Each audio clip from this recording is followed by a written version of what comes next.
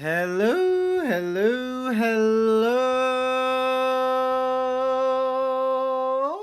Wait, let me put this bit up higher and hello. I'm so sorry, guys. Can I just start off with that, man? It has been pushed back twice, man. And I'm not gonna lie, I was watching the match. The Cricket World Cup's going on right now, right? And India's playing, home country's playing. I'm sat with my parents, and I'm like, there's definitely something I've got to do today. there's something I'm forgetting here. And probably around 1:30, I'm like, oh. I was like, oh, okay, there is something that I'm forgetting, and I had to quickly just, all right, push everything back. And then that's what we'll do for the last couple of hours, man. I was literally just sat with my parents, and I was like, oh, mate, something doesn't feel right here. But hello, hello, hello, hello, hello, hello. Literally, itching the back of my head. I'm like, I am forgetting something. I'm so sorry, guys. And there's been a slight adjustment to the playlist in itself as well. Impo and a few others lovingly have created the second playlist for the Umamusume, but I have removed one video, which was a 20-minute big boy. It was one of the races because I don't know. I'm like, man, we already have quite a few long ones in here, and then I've given myself a break and put these two little tiny ones. But there's two new characters who looks very adorable on my screen at the moment. He memory holds it so clear. Dude, honestly, I'm not gonna lie to you, man. I completely forgot.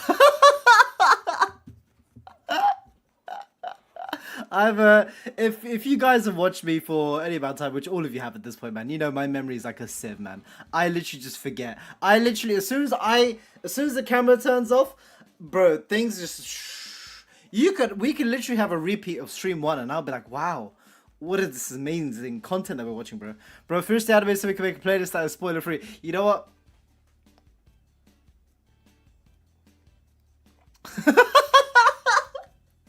I really should, man.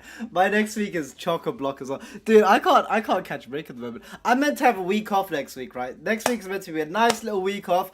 It ain't happening, man. It ain't happening. We're juicing season 1 for all it's worth. You know what? You really are. And right now, I've like the priorities are kind of like weighing against each other right now. Freyren, I'm really enjoying Freyren, but at the same time, the more I'm enjoying Freyren, the more guilty I'm feeling about Umamusume. It's like this balance that I'm not achieving right now, man. Catch up on Freyren. It is going. You should be expecting another episode of Freyren being uploaded today on the Patreones. So that will be, I think, what, episode 14? I think it is? Yes. 14, yes. Because surely we get Hans after that, so yes.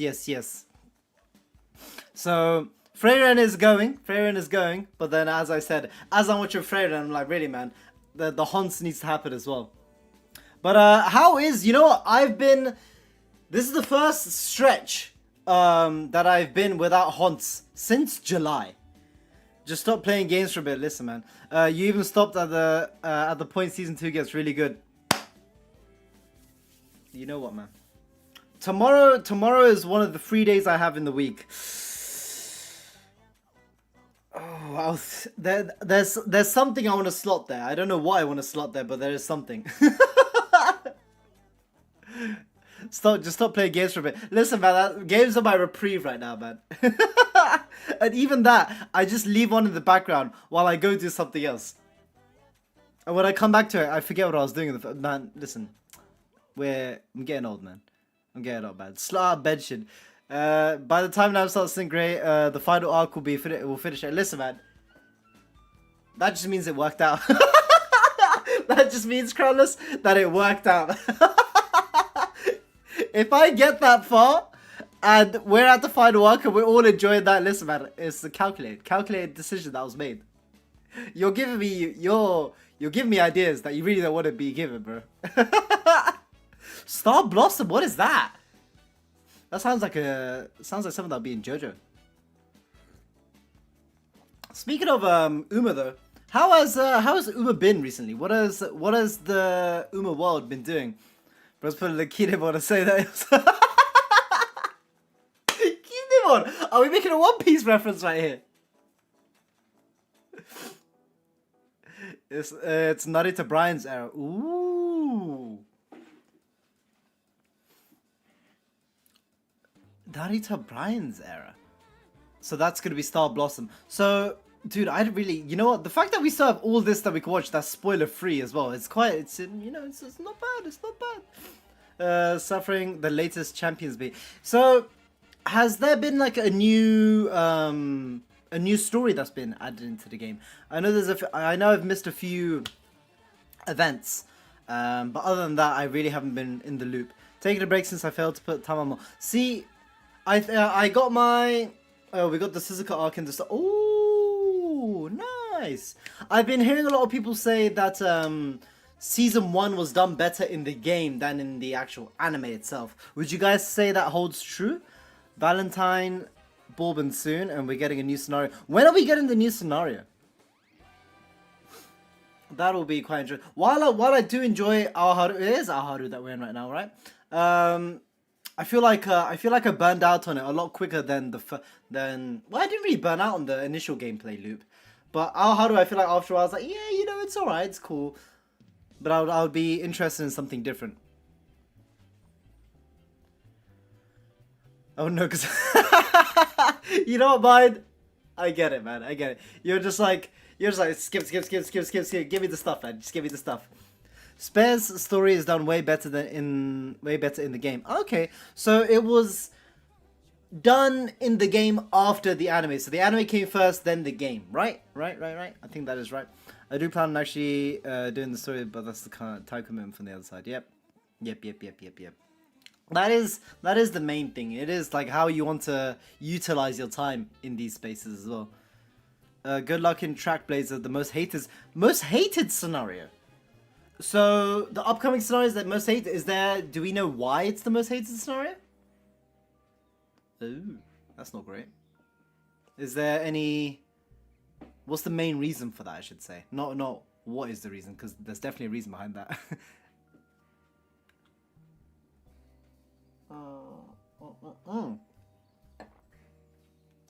Trackblazer is notorious for making people drop. Whoa, drop in the game itself. I'm assuming they would have made some amendments and adjustments, right? Let me type in Umamusume Trackblazer scenario.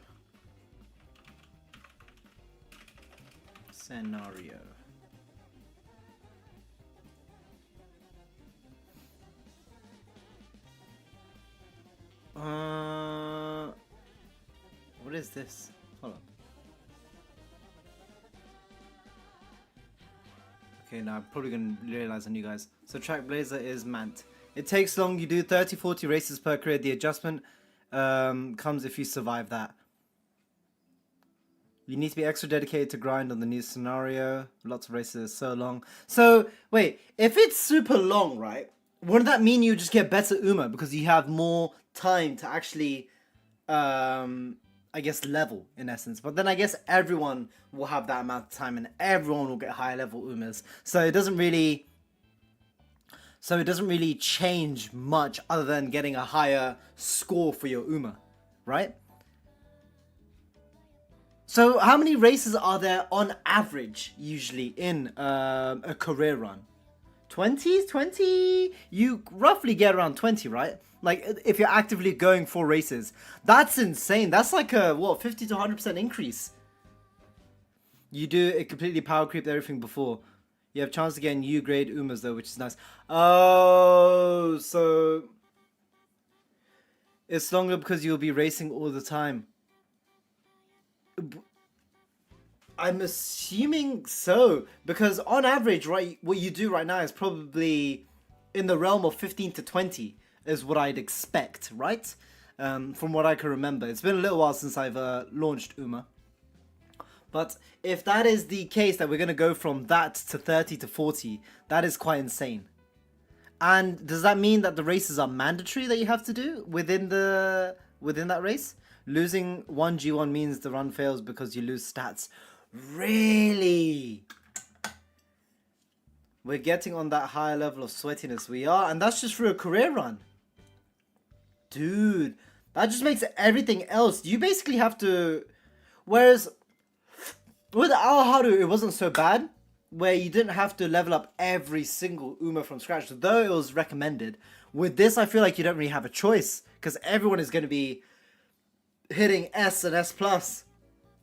Like, that's going to be the lower end on things now, isn't it? Whereas there's no mandatory races, there's no schedule, that's why you can run non-stop. Oh. There's no... Oh. So you just have to keep on... you just have to keep on going.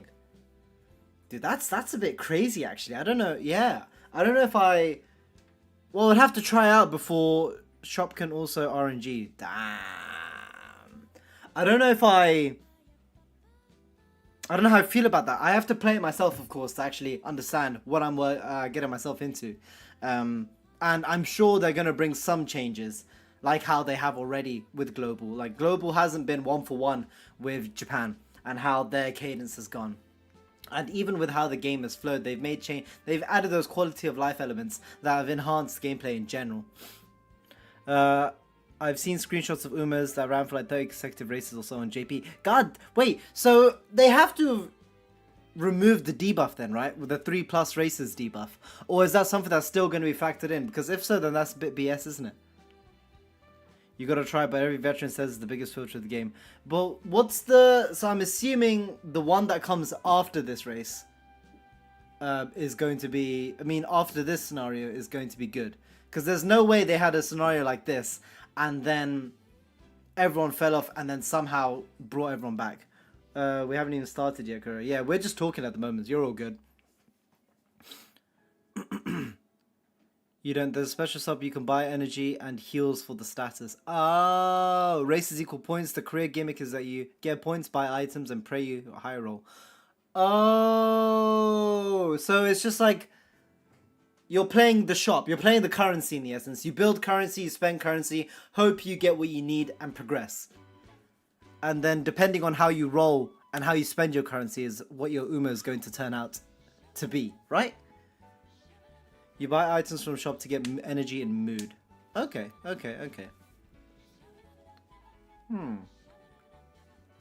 So it's completely different from the actual progression system we have at the moment within Uma. Within the scenarios, the first two scenarios. Being Yorei and Aoharu. Are there later scenarios that completely shift the way the game works, like this? Infighting game speak. So we're playing. This is entirely different. Where Aoharu had its quirk to it, this is completely different. Where it's not compared to the other two. Are the other two? I guess, can you incorporate what you've learned from the other two into this scenario, or is this scenario just completely different? Like you're learning the entire system again. Well, there's the hot spring. Well, you know. After this, they changed it to be less brutal, yeah. Okay. So, okay, fair enough. So it's not... I have to see it for myself before I can make my own decision on it, but I can imagine it's going to be brutal, considering you guys are saying it's brutal. And, man, I doubt you guys would be saying things like that unless it actually was the case, or is the case, I should say. Right. What we're going to be going through today, ladies and gentlemen, is going to be the two new character little trailers that we have going on here. I can see one named Kiseki, and then we have another one here named Roist in Doroisu.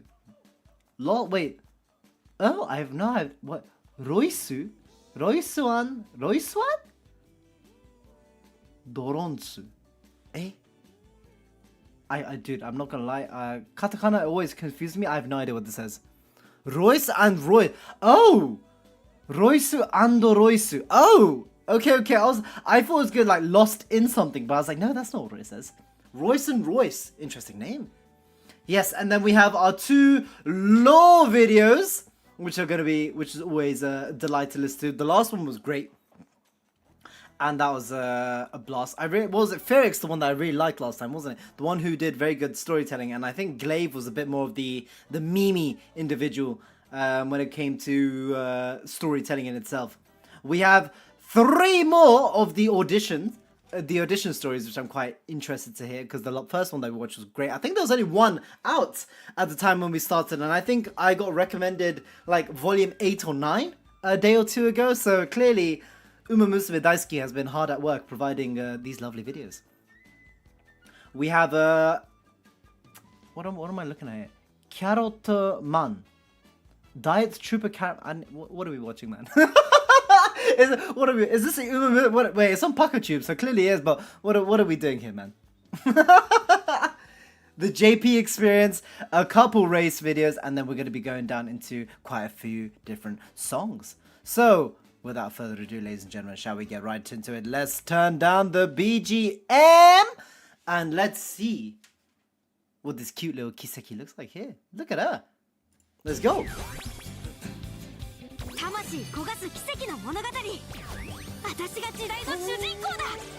Ooh, we have some shogi there.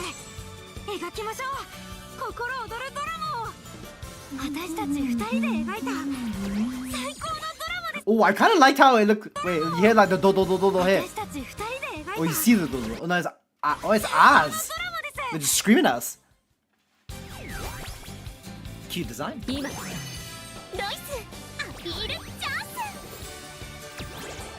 Ooh, we have more of the sensei One-san type.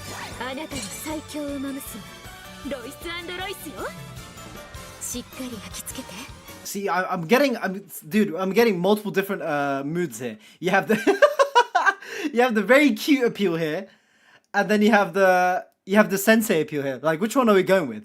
What are we choosing here, man? Wait, she's a manga author. Ah.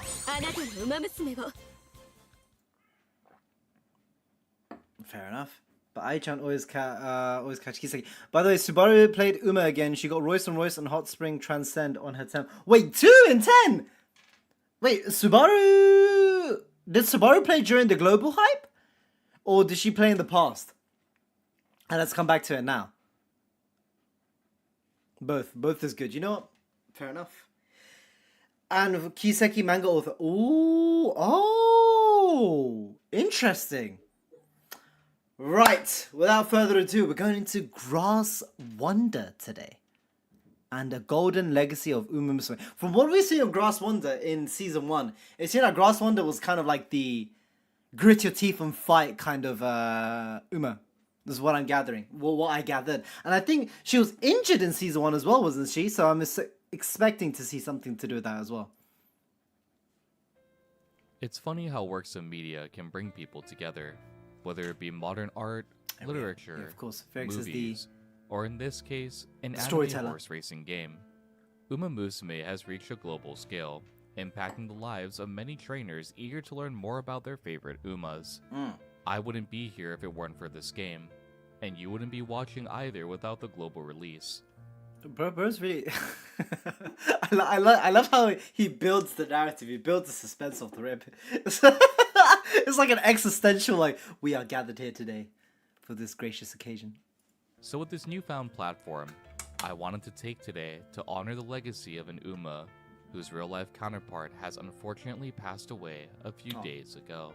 Oh! This isn't just a video of his life and career, but also a tribute. When did this come out? Oh, 6 months. Okay, so it's been a little while, but oh, bless. Rest in peace, Grass Wonder. To his legacy and the closing of an iconic era with his passing. This is a story of Grass Wonder, the last remaining racehorse of the golden generation. Really? Wait, so who's part of the golden era then? Like, some Umas that we know that are part of that golden era. And the fact that she was the last to go, yeah, she was the last to go. Bless. He does love to write narrative stuff. You know, it's nice. I like it. It builds into the video that we're getting into. Grass Wonder was a chestnut horse born on February 18, 1995 at the Darby Dan Farm in Kentucky. Despite being raised in Japan, Grass Wonder was a racehorse originally born in America. His sire was Silverhawk, an American-bred thoroughbred who was widely known for producing strong offspring. Hawk's children were commonly adept to turf courses. Diving further back into Grass's sire's lineage also reveals a connection to Hail to Reason, an American champion 2-year-old colt of 1960. Grass's dam was a mare of Flora, an unraced mare who came from a lineage of memorable horses.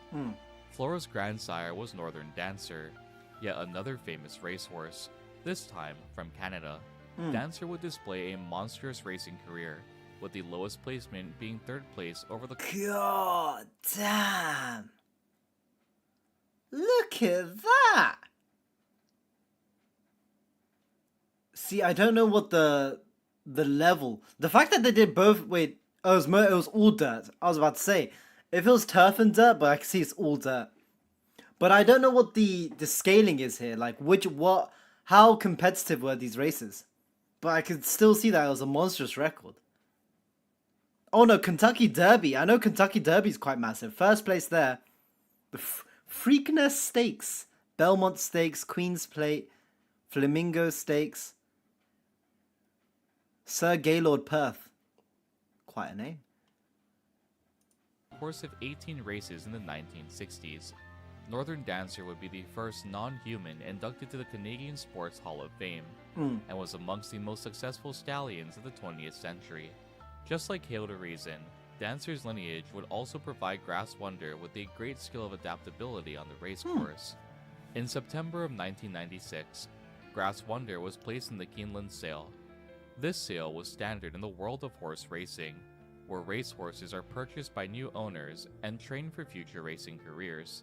The Darby Dan Farm, where Grass was born, mainly makes money through breeding and racing. This looks like a beautiful place to look at this. Yearlings playing a big financial role at the farm. It would be at this sale that Grass Wonder would catch the attention of Hanzawa Ltd., who would pay $250,000 to purchase Grass Wonder and bring him back to Japan. 250K? Dude, back then, adjusted for inflation, that would be crazy money now, man. Grass Wonder, despite Like, the name... I wonder how much do Umas sell for? Like in today's market, how much would someone buy a horse for? Why did he look so posh in that previous image? Look at it. It's very well kept. I also really like the roofs on this place that they've kept the Umas. I just like the design, the architecture. I'm a big fan of. Grass Wonder and bring him back to Japan. Grass Wonder, despite the name's seeming simplicity, does have a meaning behind it. Grass refers to the Hanzawa's clan name, while Wonder refers to his sibling, Wonder again, who was a two-time G1 winner in the USA. Upon arriving in Japan, Grass Wonder would be placed under the care of Mitsuhiro Ogata, who'd begin to train Grass for future races to come. Grass Wonder would debut on September 13, 1997 at the 3-year-old Shinma tournament at the Nakayama racecourse. Grass Wonder, despite this being their debut, would be the fan favorite to win this race. Off the rip, this was due to the strong lineage Grass Wonder came from and the high What is Grass Wonder, by the way, guys? His debut. Grass Wonder would be jockeyed by Hitoshi Like, Matoba. they're not a front familiar runner. name if you've been following this series. What's the name, sorry? Jockeyed by Hitoshi Matoba. Okay. A familiar name if you've been following this series. Matoba would famously jockey Rice Shower, with his Triple Crown upsets earning him the nickname Hitman. Grass Wonder would live up to the expectations set for him, winning his debut race by 3 horse lengths. It was clear that Grass had a knack for racing, and due to his strong lineage, was more than capable of performing on the racecourse. Unlike many horses' first year of racing, Grass Wonder would aim to compete in nearly every level of the graded races, these being G3, G2, and G1 graded races. Following his victory debut, Grass would compete in the Ivy Stakes. Unsurprisingly, he'd be the fan favorite to win once again. Just like his debut race, what race is Ivy Stakes? G3? Once more, this time with 5 horse lengths between him and second place. It would be after 2 ungraded races, and in the first year of Grass's career, that he would enter his first graded race. On November 8, 1997, Oh, so it wasn't a graded Grass race. Wonder Okay, competed understood. in the Keisei High Sansei Stakes, a G2 graded race held in Tokyo. Even with this being a G2 race, hopes were still high for Grass Wonder to continue his winning streak. Still slapping it. To no one's surprise, Grass Wonder's winning streak would continue with yet another Damn, test look race at the finish. length as Winning well. a G2 graded race, there was only one test left of Grass Wonder's strength. This would be participating in a G1 race. G1s are the pinnacle of the racing world in Japan, bringing the strongest horses to each competition. On December 7, 1997, Grass Wonder participated in the Asahi High Sansei Stakes, with 2 notable competitors being Minor Love and Agnes World. Agnes would have a winning streak of his own, while Love had competed in previous races against notable horses like King Halo. Despite the G1 grade and the participation of other strong horses, Grass Wonder was still the fan favorite to win by a large margin. Damn. Grass Wonder wouldn't only break away from the pack and secure first place, but would also set a record time. I like how with every single, none of the races have been close. With 4 victories under his belt, Grass Wonder would end the first year of his racing undefeated, placing first in every race he participated in. Due to the sheer display of strength and the winning streak, Grass Wonder would be named the strongest 2-year-old horse in Japan in the year 1997. Now, I know what you may be thinking. Pyrex, Grass Wonder is in Umamusume's first season, but you haven't talked about the parallels at all yet. That's because Grass Wonder's career in the anime follows his history between 1998 and 1999.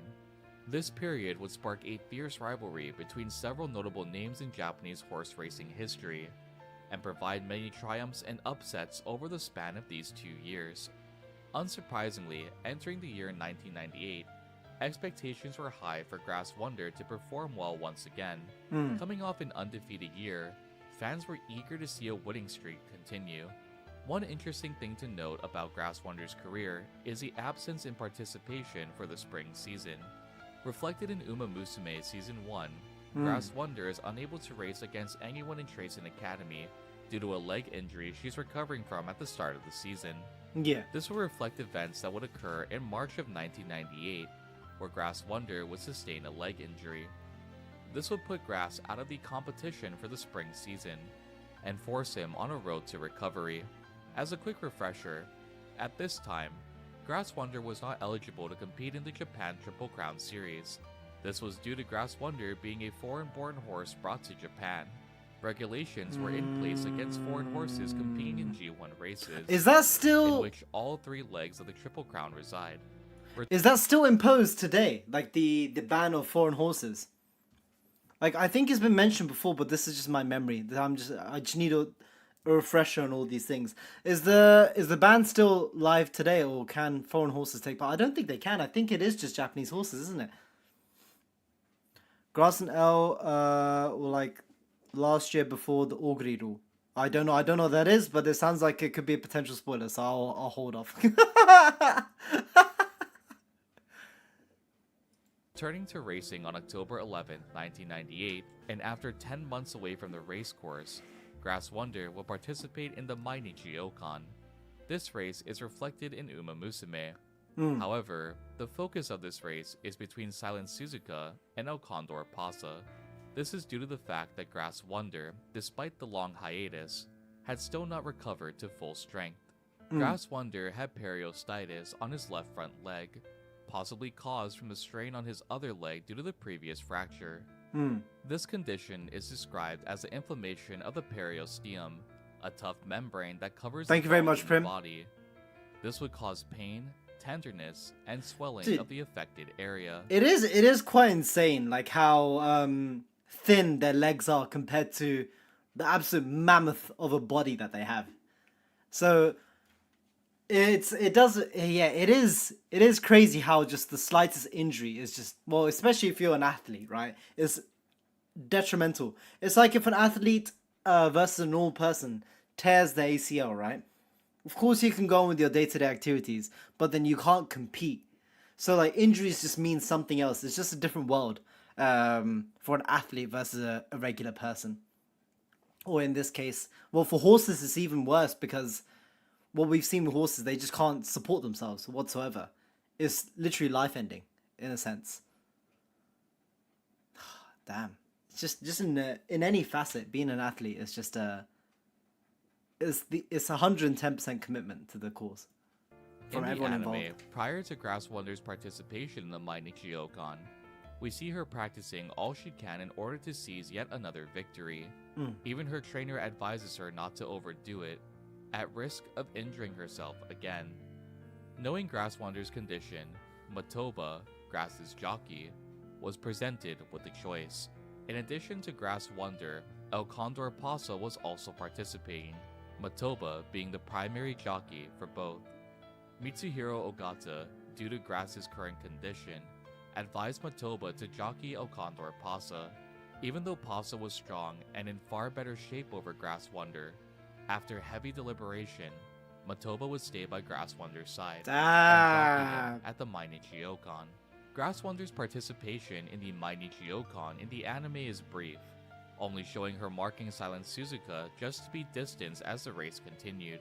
Just like in the anime, Matoba would attempt to keep a mark on Silent Suzuka. However, he soon found Grass Wonder stalling slightly, drifting further back.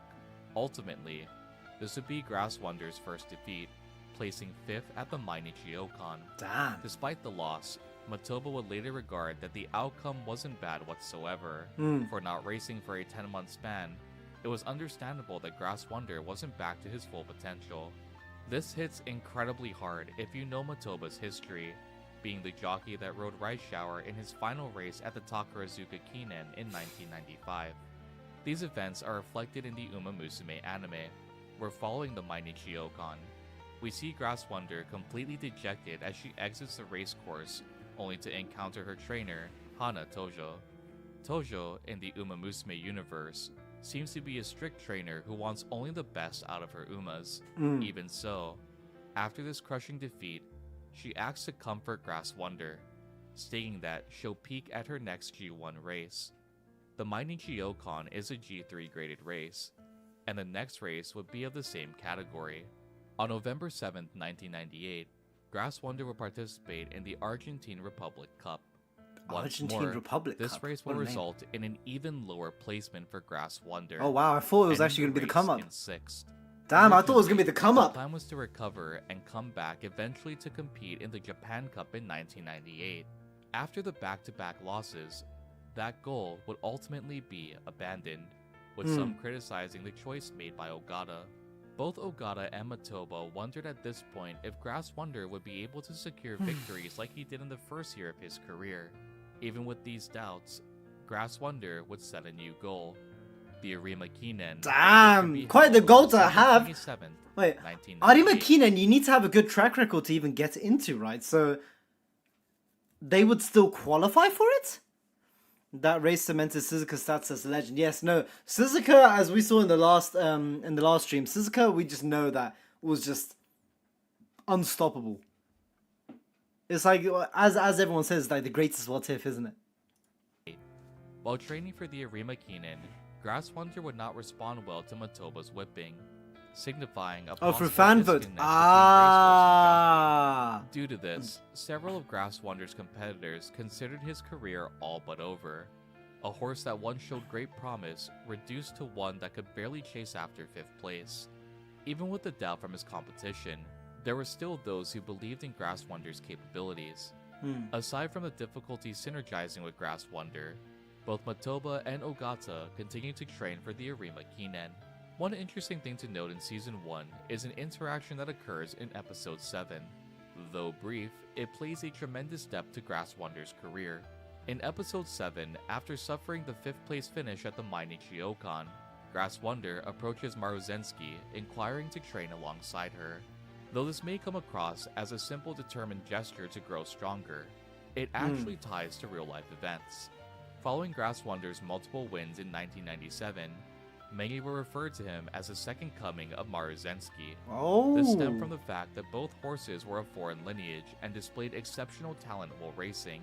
The main race aiming to this title. This is what I truly love about the show, is the fact that these small. Well, it's more for the dedicated fans that have kind of followed the horses throughout and know those in-depth interactions, where you'd kind of just appreciate the fact that they've tied those in even more. And clearly, Cygame, or it is Cy, well, I think they changed their names now. And the people who worked on the anime have depth of knowledge, especially working on these projects. And as far as I'm aware, the Season 1 was anime original?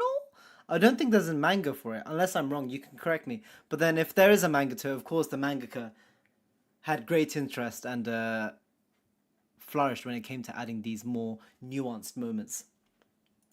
Asahi High, where both Maruzensky and Grass Wonder would display impressive victories. Season 1 of Umamusume is full of horses who competed against one another during their careers, and the 1998 Arima Kinen is a prime example of that fact. This race would include Grass Wonder, Seiyun Sky, Air Groove, King Halo, Mejiro Dober, Mejiro Bright, and Matikane Fukuki Taru. In this particular race, big lineup. Seiyun Sky, the underdog of his generation, would be the fan favorite to win. Grass Wonder would be third under Mejiro Bright and Air Groove. An important note is the fact that Matoba, Grass's jockey, was known for his target marking strategy. Matoba had a clear mastery in marking certain racehorses and maintaining chase throughout the race. Grass Wonder would hang. Oh yeah, 7 season to 1 was 8 done by a points different for a studio. Right, majority right, of the right, right, race right, right, before right. advancing after the third corner. Keeping a And lock on season 2. Seiyun Sky, Grass would overtake him in the final 200 meters, Okay. claiming a win at the Arima Kinen. Damn! This victory would be nearly a year after Grass Wonder's Asahi Cup victory in 1997. So their first win since their return after all those losses was one of the biggest. That's crazy to come back to, you know? Like, after having such a downturn. And the fact that they're still rated third to win, even though they'd lost and came sixth in a G3, it just shows how volatile the ranking can be, or just like who's at the pinnacle within horse racing in itself. It is also important to note that Matoba, despite jockeying several famous racehorses, didn't gloat after a victory. Matoba firmly believed in the strength of the horse, allowing him to claim a victory alongside them.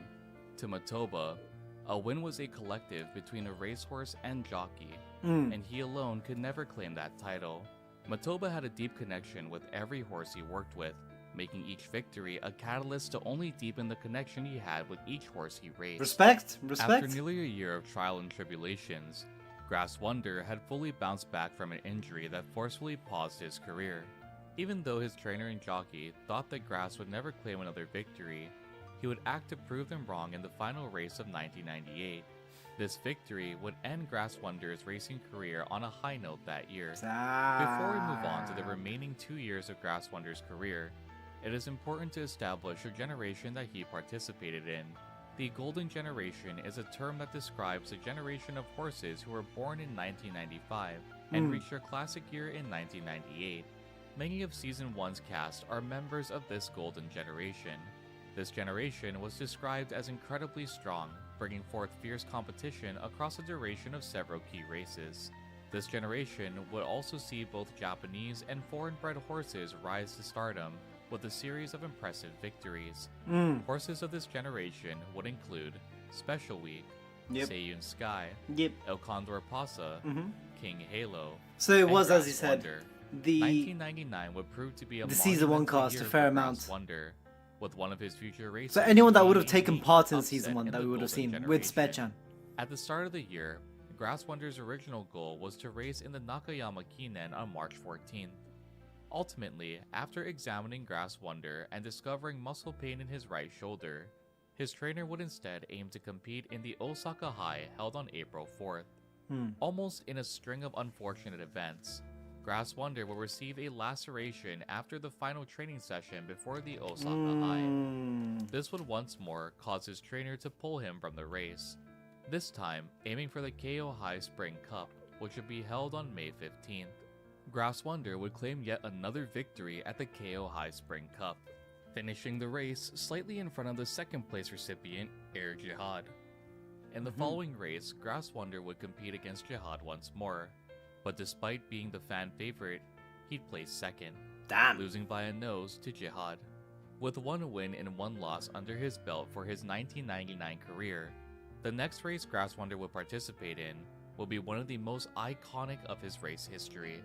The Takarazuka Kinen. Wow, so they still went on then. I thought the way it sounded before, it almost sounded like they capped off at the end of the Arima Kinen, but clearly they're going into their third year with this rivalry, which I wasn't aware of at all.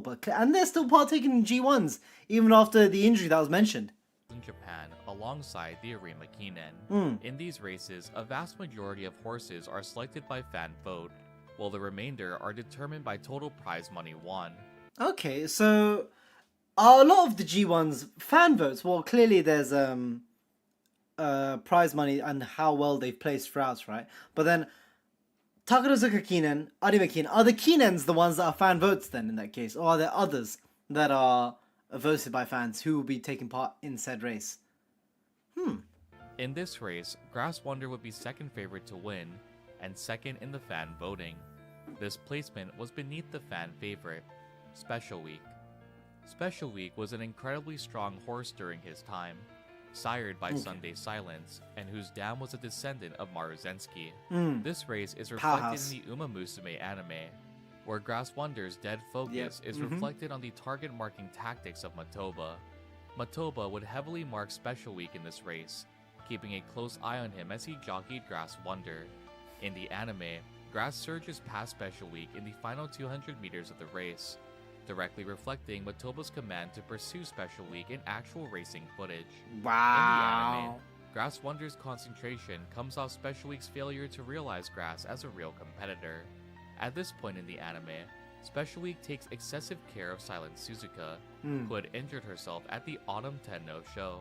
This resulted in Grass Wonder's sheer determination to persevere and defeat Special Week at this race. Grass Wonder would claim victory by 3 horse lengths over Special Damn! Week. This would also I like how when milestone in Grass Wonder's career, winning both the whenever it comes to massive races, I feel like Grass Wonder just goes crazy. Like, in other races like the G3 and the recovery races, they were, they had their lull period. And they had their moments against Air Jihad where they just didn't do well.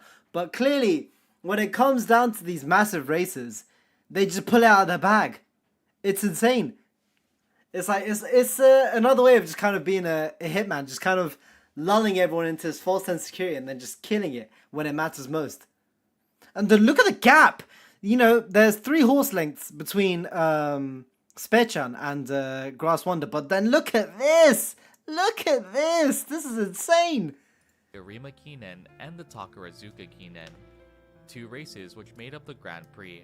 With this overwhelming victory, the next race would be the Mainichi Okan, a race Grass had previously placed 5th in 1998. This time, Grass Wonder would barely seize victory over Meisho Odo, redeeming his previous loss in 1998. Damn. Though the final race of Grass Wonder's close as career well. in 1999 isn't displayed in the Umamusume anime, it is a race that holds high significance in both his career and the career of another. Just like the Takarazuka Kinen, at the 1999 Arima Kinen, Grass Wonder would find himself once more against Special Week. Really? This holds high significance since this would not only mark revenge for the Takarazuka Kinen if Special Week won, but also because this was Special Week's final race before retirement. In the month prior to the Arima Kinen, Special Week had competed in the Japan Cup. Yes. It would be at this race where Special Week would make history, claiming a victory for Japan once more. This was during a period where Japanese racehorses were fighting to retain the Japan Cup title. Special Week's win would continue off the victory of El Condor Pasa, and be followed by the victories of TM Opero. Oh, dude, what is this animation? Hold the phone! Hold up! What is this? This is like some One Piece, like, Gear 5 Luffy kind of animation here. What's going on? Special Week's win would continue off the victory of El Condor Pasa, and be followed by the victories of TM Opero and Jungle Pocket. Dude, I was aura in that, though. Good lord. The Japan Cup gained a lot of attention for Special Week. However, Grass Wonder still remained the fan favorite to win. Special Week's jockey was also a famous figure in Japan. Yutaka Take, in modern day, is still an active jockey, being the first in Japan's history to claim over 4,000 victories across a multitude of 4,000 victories! Bro. Dude, can you imagine, like, the postures that jockeys hold, right? Your hip and, like, your back, you must be going through it, dude. Like, the way that they hold themselves is actually insane, Like, just watching jockeys, like, as they're racing, it's like constant movement. Dude, those hip, leg, and, like, back muscles must be insane. Races. Recently, he claimed his 4,600th victory on the track. In addition to a seasoned understanding of horse racing, Take had also jockeyed for various horses we see in Umamusume, a few being Kita-san Black, Okuri Cap, Super Creek, Mejiro McQueen, and Air Groove. Special Week and Grass Wonder would keep a heavy eye on each other. Cool, yeah, especially cool. You're absolutely right, The Hurricane. race began. Both Matoba and Take were planning to wait it out and see who acted first. However, when Tsurumu Tsuyoshi, another competitor, began his spurt, Matoba gave chase. This resulted in Take commanding Special Week to surge as well. This fierce battle for the finish line resulted in both competitors finishing literally next. Damn! Wait, hold on. In both competitors finishing literally neck to neck. The race Golly! was so close that a photo finish needed to be announced to determine the winner. There was a lot on the line for both racehorses. For Special Week, it was the redemption for the defeat at the Takarazuka Kinen, and the continuation of victories following the Japan Cup. For Grass Wonder, it would be defeating Special Week yet again, and receiving his second Arima Kinen victory. Damn, I didn't know Grass Wonder Takatake was like confident that! Special Week had claimed victory, but the results would shatter his expectations. Grass Wonder had beaten Special Week by only a few centimeters difference. This victory would hold heavy significance, with Grass Wonder being the only racehorse from the Golden Generation to best Special Week not once, But twice. but twice. This was also a milestone. Dude, this with kind of runs you like a PS1 game. If there's like a PS1 like Umamusume racing game, I feel like this is how the cutscene will play out. heavy significance, with Grass Or like even Wonder actually, no, this is too good for PS1. Like PS2, I'd say. being the only racehorse from the Golden Generation to best Special Week not once, but twice. This was also a milestone with the third consecutive win in the Grand Prix titles for Grass Wonder, claiming the 1998 and 1999 Arima Kinen and the 1998 Takarazuka Kinen titles. This feat was only accomplished once before by Speed Symboli, truly a display of Grass Wonder's racing capabilities. Following the dominant career in 1999, Ogata planned on retiring Grass Wonder. However, with the retirement of El Condor Pasa in Special Week, he wanted to see how Grass would perform for one final year. Instead of playing a hand in directly training Grass, Ogata would instead observe from afar. Sadly, due to the exchange of hands and change in diet and training, Grass Wonder's final year of racing would be unremarkable, with his highest Man, you gotta end off high, man. What are we doing? You gotta see it through. That's an L. That should never have happened. Honestly, I would say if you're committed on training a horse and you're committed to see them go for one more year, you gotta stick with it, man.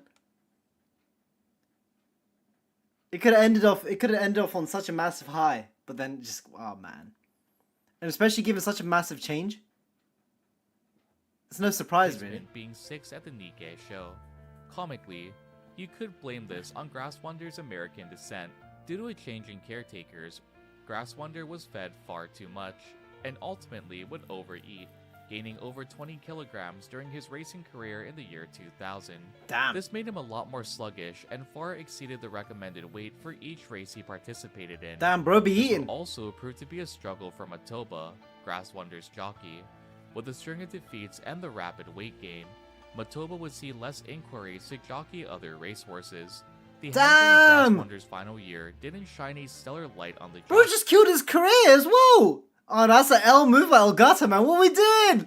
Bro gave you the golden years, and you squandered it. What we doing? What we did? Bro, this is the fatty. Listen. Normally when we say fatty is lovingly because there's they come back. Grass Wonder, they just let him go. What we did? Where's the care? Even if it wasn't his fault for the horse's current state. Matoba would eventually win the Mile Championships alongside Agnes Digital and soon retire in 2001. Oh, Agnes Digital, really? Isn't that the Agnes Digital's the otaku, no? Becoming an assistant training instructor. After retirement, Grass Wonder will reside in the Big Red Farm in Hokkaido. Ooh. It would be here that Grass Wonder would enjoy retirement life and balloon to a well-fed horse. Grass Wonder would have 1,327 children, with more than half being winners in their own respective. Brother. Dude, whenever they tell or say how many kids these horses have, it's always like, what? What? Bro's had a busy life! 1,327 children, with more than half being winners in their own respective races. Due to this, Grass Wonder was considered a successful sire in his retirement days. Funnily enough, Big Red Farm is also where Goldship would spend his time later in Grass Wonder's retirement life. Though they never raced together, It is said that Goldship and Grass Wonder would get along fairly well with one another. Grass Wonder would also be the highest real-life horse to receive donations from fans of the Umamusume franchise. Really? Even with the explosive rise of Haru Urara, she still sits second to the amount of support given to Grass Wonder in retirement. Why is that? Grass Wonder would live out the remainder of his days happy, well-fed, and active, living a life of leisure at the Big Red Farm. Grass Wonder would also be represented in the Umamusume anime not only as a rival of Special Week, but also as a member of Team Regal. This team would have some of Japan's most influential racehorses as members. However, over time, each one would serve as Literally members. every single shot we have of this character of TM Opera is always just crazy farming, bro. There's always like the animation always just spikes to 1,000,000. Everyone just has like these very generic cuts, right? And then you have this. Goshi got depressed when Grass passed. Oh, bless. Good food, love good. Food good, love good. Maybe they went out on a high. Yeah, you know what? That is the way to go, isn't it? Just fulfilled. Time, each one would sadly pass away. The same can be said for the members of the Golden Generation. One by one, leaving a legacy behind. Members of the Golden Generation. One by one. Oh, El Kondo died young. Oh no. One, leaving a legacy behind, both in the fans and in the remaining members King who are Hida still had a good alive. old life. Grass Wonder would pass away at the ripe age of 30 on August 8th, 2025, marking the passing of the final member from this golden generation. Although this marks the ending of a historical period in Japan's horse racing history, it certainly will not be forgotten. To countless dedicated fans and avid members of the Umamusume community, the legacy of these horses will remain strong in the years to come. A community that was already dedicated in Japan has now spread worldwide. A perfect way to bring people together and to ensure that these legacies are never forgotten. This was the story of Grass Wonder, a racehorse who would bounce back from injury and take on the strongest of his generation, personified in Umamusume by a kind and gentle Uma, whose smile could warm anyone's heart. Rest in peace, Grass Wonder, and thank you for sharing your story with all of us. A great video. Until next time, take it easy, everyone, and I'll see you all in the next one. There we are. I never knew Grass Wonder was like that. You never really get to see much of it except for that killer instinct they had against Spechan. And clearly you see the final year was the year that cemented, well, I guess the third year was the year that cemented Grass Wonder as the Uma that they are known as, right? So you don't really get to see much of that in season 1 because of course they're not the main character, they're not the person that we're focusing on. But man, clearly you can see why it's called the Golden Generation. Every single person that's in, or every single Uma that's involved in that era has had their time in the limelight. Grass was a massive weeb too. Really? Weeb in what sense? Spechan died the week after season 1 started. Really? Golly. But it is really interesting to see how much we find out about these Umas through these videos as well. And just how much nuance and depth is put into each of the Umas that you see and the interactions that you see with the Umas in the show itself. Went to see Yang's video about Grass's more detail. Yeah, we'll get there. I know there's been it's been recommended to me a few times. Not Grass's video, sorry, it was Rice's video I was thinking of. Sorry, my bad. On the surface, the idea of... Nope, who are we here? Who are we watching now? So how Umamusume rewrote a real horse's story. Ooh, interesting. There we go. famous And then we have racehorses being reborn as the anime glaive. girls who run races and then perform idol concerts is a little strange. But the franchise Umamusume Pretty Derby has become a massive cultural phenomenon. And right at the heart of it all is its original main character, a cheerful, endlessly hungry girl from the countryside named Special Week. Or Special Week. She might seem like your typical upbeat protagonist, but the real secret to her character and the reason she was chosen to launch this entire universe is that her story isn't really a work of fiction. What makes her so compelling is that the creators didn't have to invent a perfect hero's journey for her, they just had to find one that had already played out, year by year, on the racetracks of Japan. This is the story of how a real-life legend became the blueprint for an anime icon. This is the story of Special Week. So to really get why this character works and why she was chosen as the face of the franchise, you have to look at the actual horse. Because the story of the real Special Week isn't just a list of wins and losses. It is almost suspiciously well written. If you handed this horse's life story to a movie producer, they would probably tell you it was a little too little on the nose. Dude's coming with some dag. Dude's coming with some HSL daggers right now. What's going on? It starts with the most classic element of any hero's journey, a tragic origin. His mother, a horse named Campaign Girl, passed away Kyosho and Sister Tosho. Campaign Girl died shortly after fouling Special Week, and the colt had to be hand-fed by stable staff. Oh! During his racing career, the colt was owned by Hiroyoshi Tsuda, trained by Toshiaki Shirai, and ridden in most of his races by Yu Takatake. just 3 days after he was born. This left him as an orphan, having to be hand-fed by the farm staff just to survive. Now, an orphan story is already compelling, but it gets more specific. He was given a surrogate mother to raise him, which is common. What wasn't common was the surrogate they chose. She wasn't another thoroughbred, one of those sleek, elite race horses. She was a draft horse. Think of a big, sturdy horse used for farm work. That was his mom. So from his earliest days, he was an outsider. He was raised in a different environment by a mother of a completely different kind, away from the herds of other future champions. The creators of the anime didn't have to invent a compelling backstory about an outsider from the countryside trying to make it in the big city. They just had to copy and paste from reality, quite literally. Then you look at his family tree, what's called a pedigree in the horse world. It also reads like a perfect setup. His father, or sire, was a horse named Sunday Silence. To put it simply, he was an American champion who came to Japan and became the most dominant and important father of racehorses in the country's history. Being his son meant you were basically born into racing royalty, with massive expectations on your shoulders. But his mother's side of the family was pure Japanese racing legacy. Her family line traced all the way back to a very important ancestor named Shiraoki, a foundational mare, meaning she was like a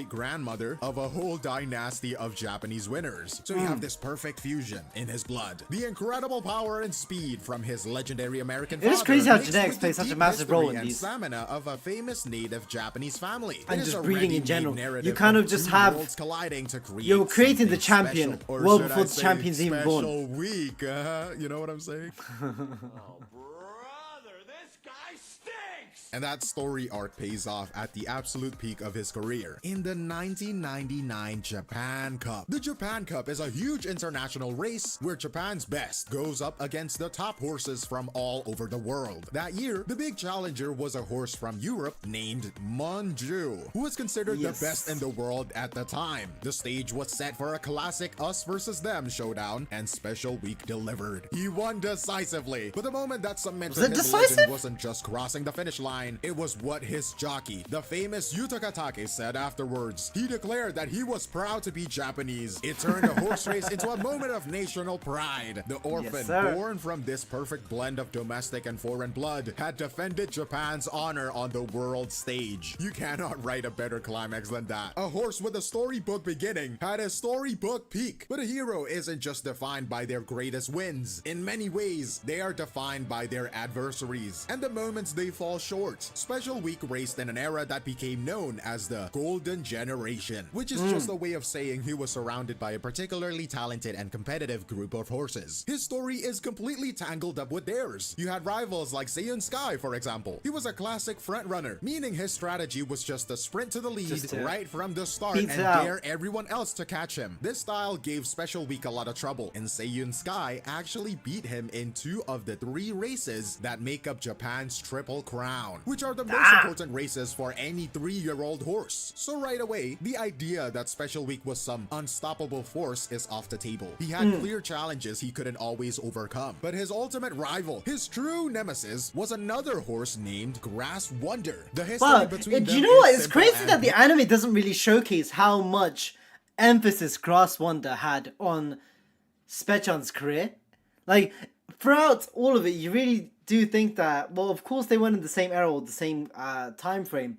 You really think that Suzuka and Spechan would have been in the same time period. The way it's all phrased and the way it's packaged to us. But it seems like Grass Wonder was like the main competitor, the main rival, if you want to say. Brutal. Special Week never once beat Grass Wonder in their 2 biggest Okay, races. that's probably why then. That's probably why then.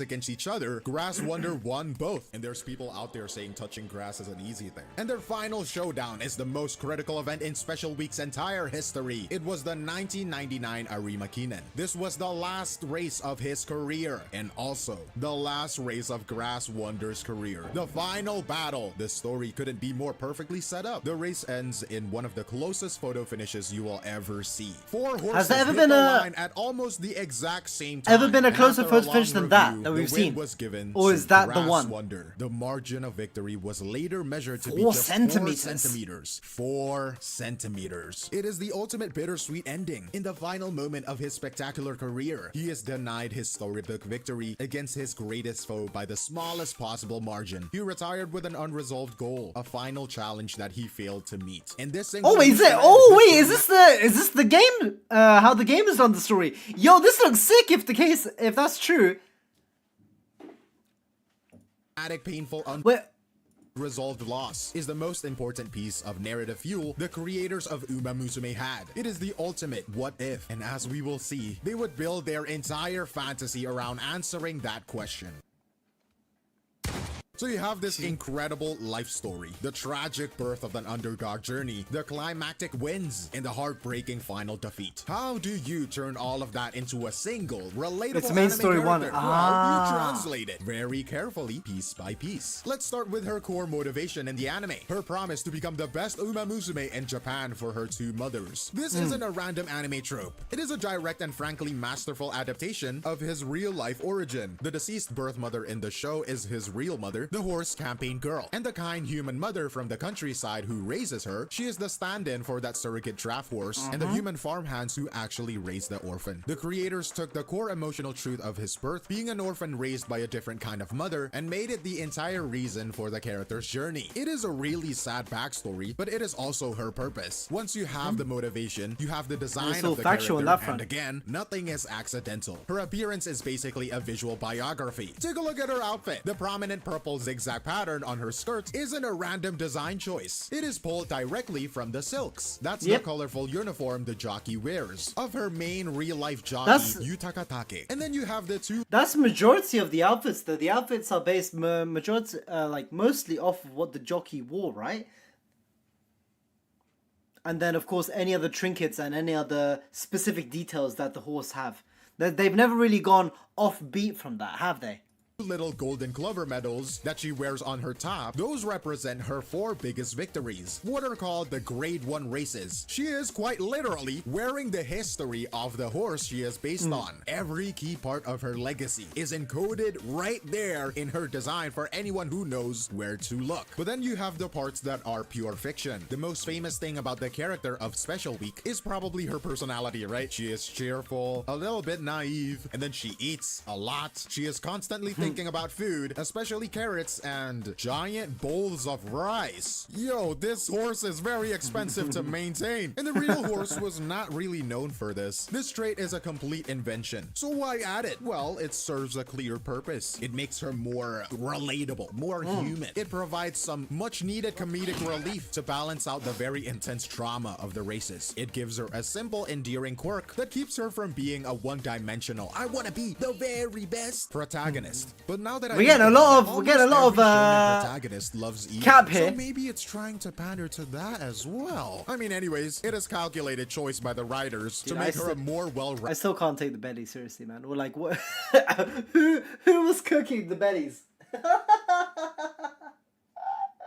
I still remember the first time I saw the Bettys, I was like, what is going on here, bro? Why are they so fat? Rounded and likable character, right? And it clearly works. So what am I to say? And this careful blend of translated fact and functional fiction that creates the final product. But building the character is only half of the battle. You also have to adapt her actual career with all of its triumphs and failures. And I think this is where Umamusume project shows its real genius. It retells the story, but it also actively engages with it. And in the most important moments, it rewrites it. The first and most significant example of this is in the anime, with the character Silent Suzuka. The real horse Silent Suzuka is a legend in his own right, but his story ends in tragedy. In the 1998 Tenno Sho race, he suffered a severe leg injury that was so catastrophic he had to be put down on the track. It is one of the most infamous and— Wait, he was put down on the track? What? Wait, I didn't know that. Wait, did I know that?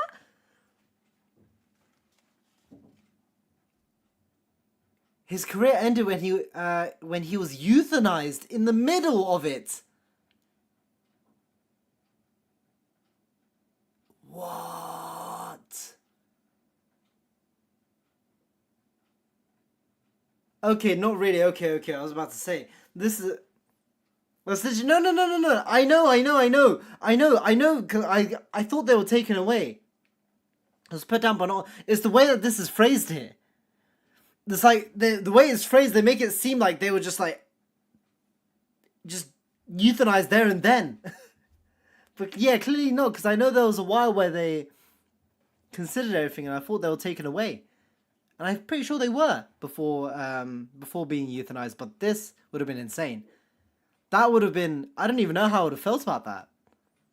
So catastrophic, he had to be put down on the track. It is one of the most infamous and heartbreaking moments in the sport's history. The anime recreates this race. The injury happens. It is a tense, awful moment. But then they make one crucial change. She survives. I have watched. I've watched it. They deliberately transformed this historical tragedy into a story about hope. Suzuka's long, painful rehab becomes the central emotional challenge of the first season. It becomes the thing that forces Special Week to grow up and find a deeper reason to run. They took a real-world tragedy and turned it into a narrative pillar of resilience. It is a powerful what if, but the game takes this idea of rewriting history one step further. It gives the power to the player. The main story in the game builds towards that final fateful race we talked about, the 1999 Arimakinen. The race the real Special Week lost to his nemesis, Grass Wonder, by just 4 centimeters, right? The ultimate unresolved goal. When you get to this race in the game, it is the final challenge. And if you just play it out normally, you lose. History stays as it was. But if you have met certain difficult conditions as a player, if you have put in the work, something different happens. A special what-if scenario unlocks. The scene plays out, the final stretch of the race. As the main theme song begins to swell, the camera focuses on Special Week. The words— the game really does reward you if you know your stuff, you know? Across the screen as she surges forward past Grass Wonder.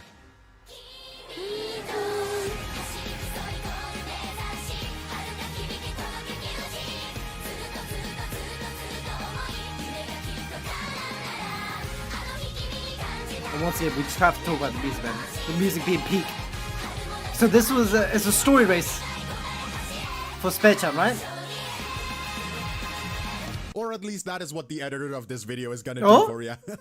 I thought, you know what? Hey, they got me, bro. I was like, yo, we got the bro's cooking. I was like, yo, is this her like story? to tell a story. All the tension was built by the real-world history. All in the emotional weight comes from knowing about that Bro first got me, enemy I was loss bamboozled. and the final triumphant release. The Cartasis is delivered through your direct interaction as a player. The game lets you watch the story and it lets you finish it. And that philosophy is the key to all of this. The story of Special Week, both the horse and the character, endures because it was a fundamentally perfect narrative from the very beginning. It already had all of the classic elements a writer You just had could to follow ask the for. story. The tragic origin, the underdog rising against the elite, the sting of an unresolved rivalry, and that final triumphant moment on the world stage. The genius of And if you Umamusume do creators all of wasn't that, you that get they had Commander to Spare invent for a free as great well. story. It Oh! was that they recognized one that already existed in the real world, and they understood exactly how to translate it. They knew which parts of history to honor, which real-life tragedies to rewrite for the sake of a more hopeful emotional journey, and most importantly, which defeats to leave unresolved, so that the audience could thank be you, the one Taka. to finally claim the victory themselves. And in the end, Special Week serves as the perfect bridge. She connects the factual, sometimes complicated world of horse racing history with a simple, emotional, character-driven world out of anime. Her legend was born in the turf, but it was immortalized on the screen. And that is the end of the video. But let me know what you all think. That is Pretty all from solid. me, Glaive, and I will see you in the next one. Cheers. It is so interesting how through a medium like this you can so easily transition people into horse racing and into just a whole different space. That's what I enjoy so much about animes as a whole. It's like why people love so many different sports animes, like Haikyuu being a great example. There's so many people who would never even bat an eye to volleyball, but through a well-told story, people just go down the massive rabbit hole. And clearly the same has been done here with the Umamusume.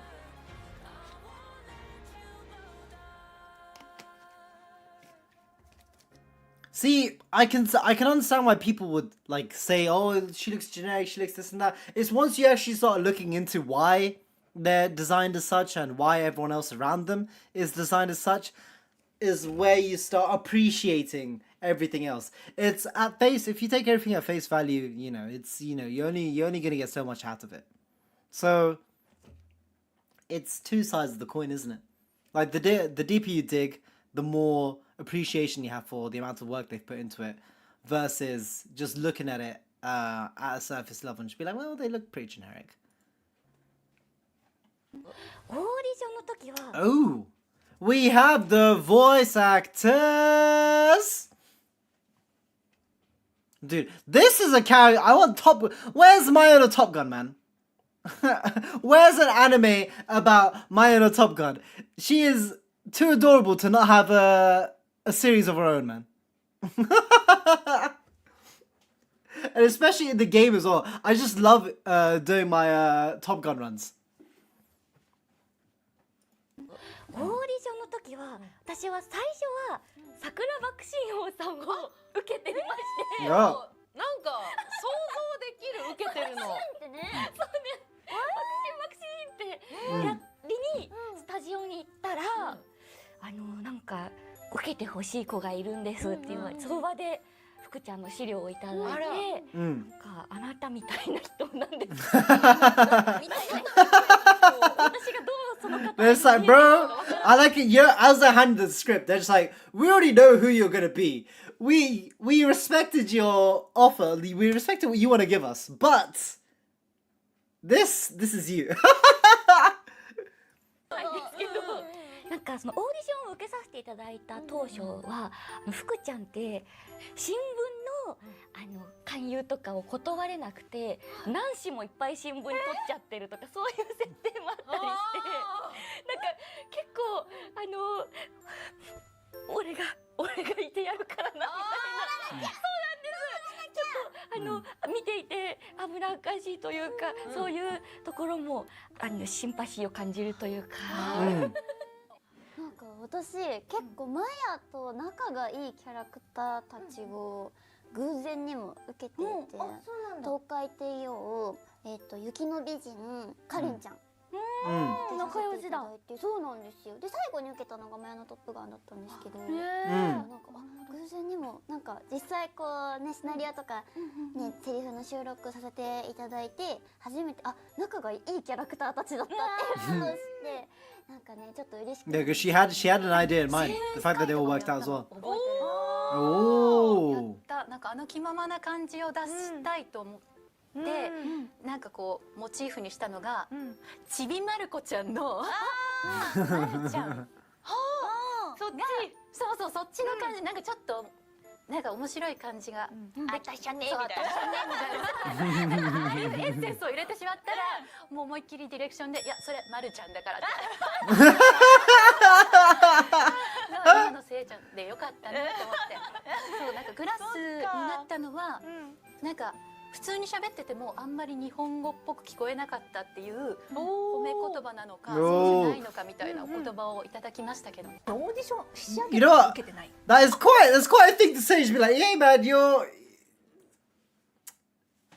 just doesn't sound native to me, man. We've got this other character here who's not from Japan. Try this one. Dude, I won't take that as an insult as well. But like, hey man, this is my native tongue, bro. What are you talking about, bro? But hey man, it landed me the job. I got a nice character. I'll take it. そうなんですか？違うキャラで。一番最初は手綱さん受けて、スーパークリークと、あでもお姉さんと系ですウイニね。ングチケットだった。あれ？違った全然急に。そこを受けて結果石焼元さん。 Wait, that's kind of a. Wait, hold up. They went for Tazna Super Creek スーパークリークと and then go for でもお姉さん winning ticket. That's a very different character types we've got going on there. 石焼元さんをあ一回も読んでない。読んでないです。はいそうなんですね。もう Good 4年 evening, 前くらいに Kausa. オーディション Hello, hello, hello. でハイテンションは変わらず、ん受ける時はまあ今とちょっとこう設定が違うところもあったんですけど、オタク要素があるのは全く変わらずで、それを見た時に。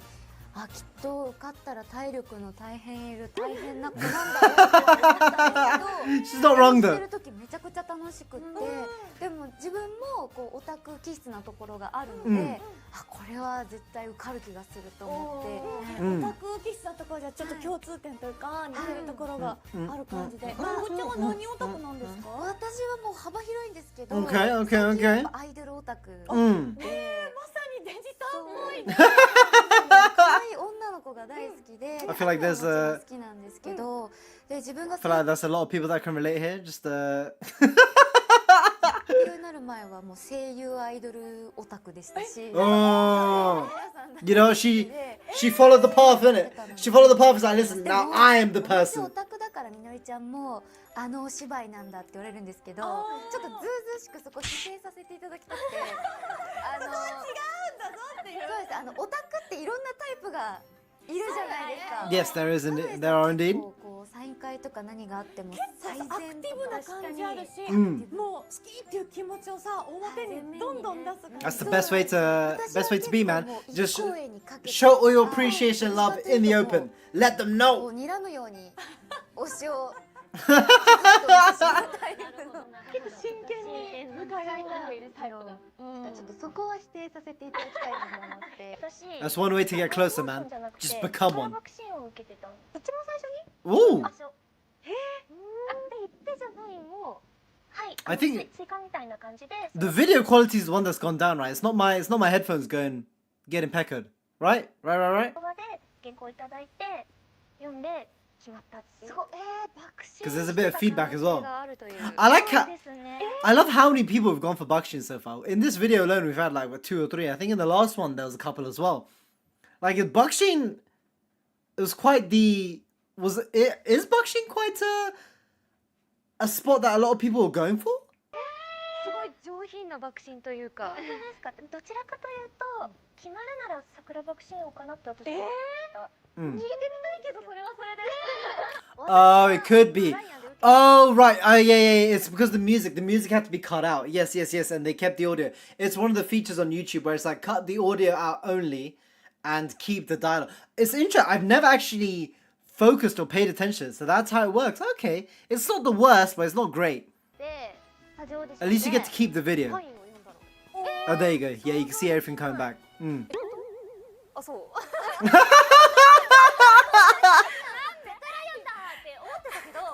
イン読んでなんかちょっと若干あるかもと思った。結構普段からですわとか言うから。絶対言ってない。絶対言ってない顔してるぞ。あとは珍メジロドーベルじゃなくて事務所さんからいただいてたのはアドマイヤベガーで受けてたんですよ。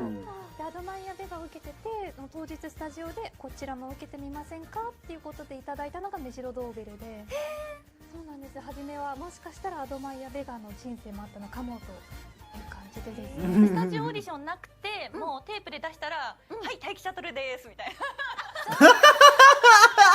大気だけ？大気と、まさかのメジロマックイーン受けてる。Oh, that's quite the shift though between Shuttle and McQueen though. なんとかですわって言ってた。そう、ハウディーみたいな。そっちだな。そっちやな。しっかり。私もねやってて、あこっちかもしれない。Dude, the shift between being an aristocratic regal individual to just Merca. 最初は西のフラワーちゃんを受け Oh, さ I せ can て hear it. I can hear it in her voice. Absolutely. そこからルート分岐しましてスイープ当初とカレンちゃんに分かれました。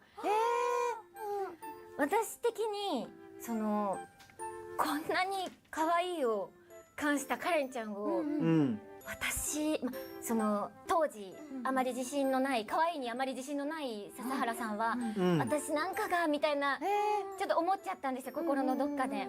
ただ絶対お兄ちゃんいますよねって言われたんですよ。お兄ちゃんが一人っ子でして。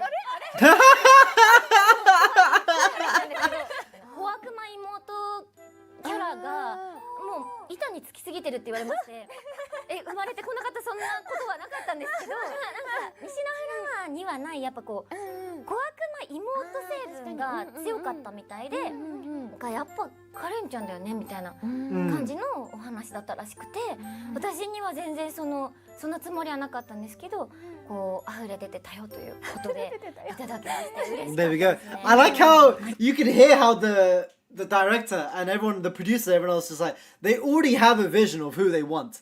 They're just like, all right, you know what? We've heard you. This script, read it. Probably like 5 words in, it's like, yep, we've got it.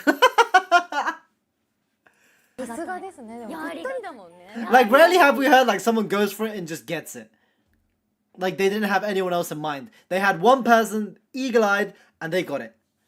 I'm waiting for that because I don't think we've had anyone that's kind of had that feel as of yet. 最初 Or は like アイネスフラ that ワ win. ーちゃんでへ受けさせていただいて、でその時は「恋はダービー」っていう曲が課題曲に、演じたら君にもっとぴったりな役があるよって言ってオーデ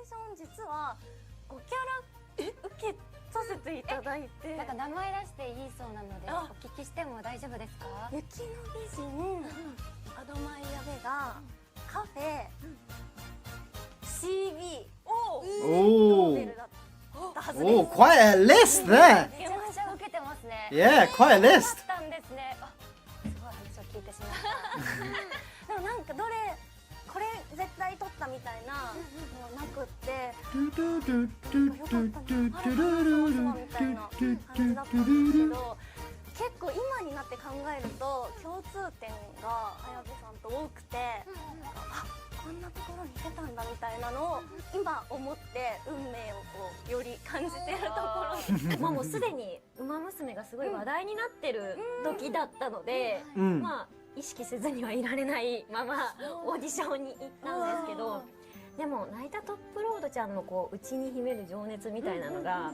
私関西出身なんですけど、ちょっと関西のファッションに近いかなと思って、 Oh, there we go. Just regional advantage over here. 演技をするタイプだったので、うん本当に気持ちだけで行ったって感じですね。もう強いこの気持ちを前面にみたいな感じで受けた記憶がありますね。普通にブライトのお役いただいて、 Regional Bright. They're not in the game yet, as of it, are they? Or are they someone that comes 大西さんお酒好きですよね。 later on? Or are they quite close? 何のお酒が好きか第3位から発表していってくださいって言われて、どうしようどうしようと思って、3位はジムビームです。第2位はジョニーウォッカの赤です。第1位は角瓶です。言ってオーディションを受けました。私星雲スカイ受けたわ。お受けたわ。意外かもしれない。受けたけど、でもやっぱタマムクロスが結構自分の中でしっくりきてて、大ですもん。受けた時に絶対やりたいって思ってたから、すごい嬉しくて。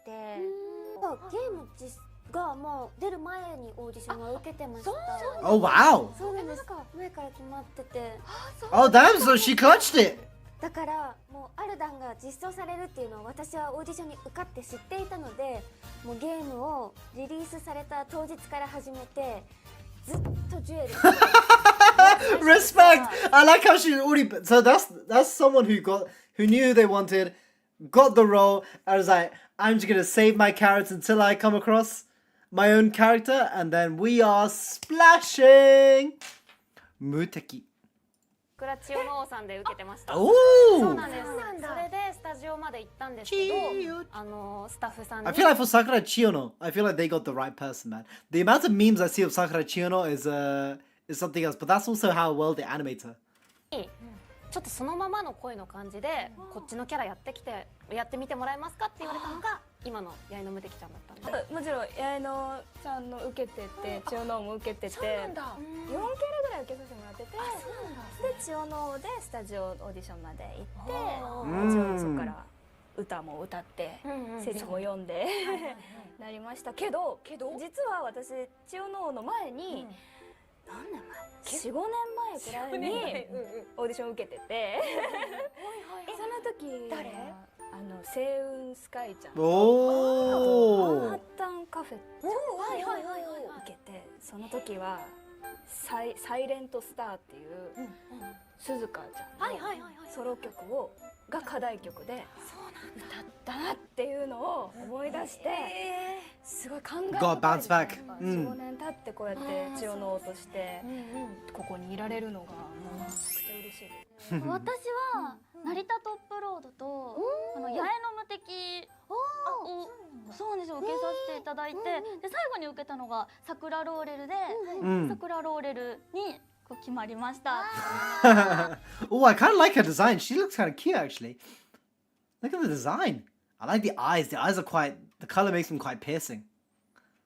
And when did she come? Dude, there's so many characters I'm just seeing. I'm just like, I've heard the name, I know nothing else. 桜ローレルに決まりましたってご連絡いただいて。Wait, Sakura Laurel's the protagonist? Really? Oh. Wait, Agnes Takion's sleep breathing 1 hour Umamusume in-game audio ASMR. What?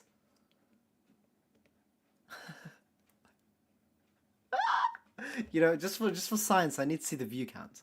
I need to see the view count for science here, ladies and gentlemen. Okay. I was about to say if this was a banging video, I was about to say who's the market here? What are we doing? I need to stay on top of the meta. Watch later.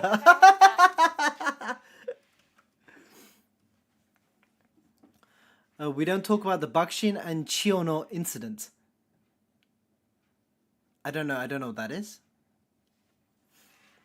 Ooh, we have Mr. CB.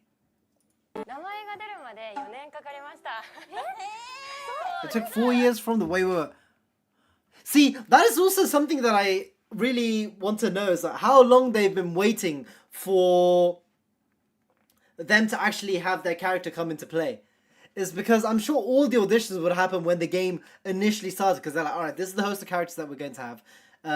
The fact that they were waiting 4 years to actually start their process is quite insane in itself. Okay, you know what? Fair enough. Alright, Paul. I will avoid, I guess?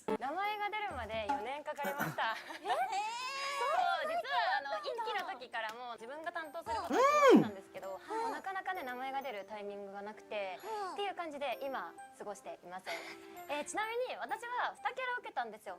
で、CD は現場に行った時にこれも受けてくださいっていう形で受けさせてもらったんですけど、その時私が受けたのがメジロライアンとファインモーションを受けました。おお。2キャラを。そうなんです。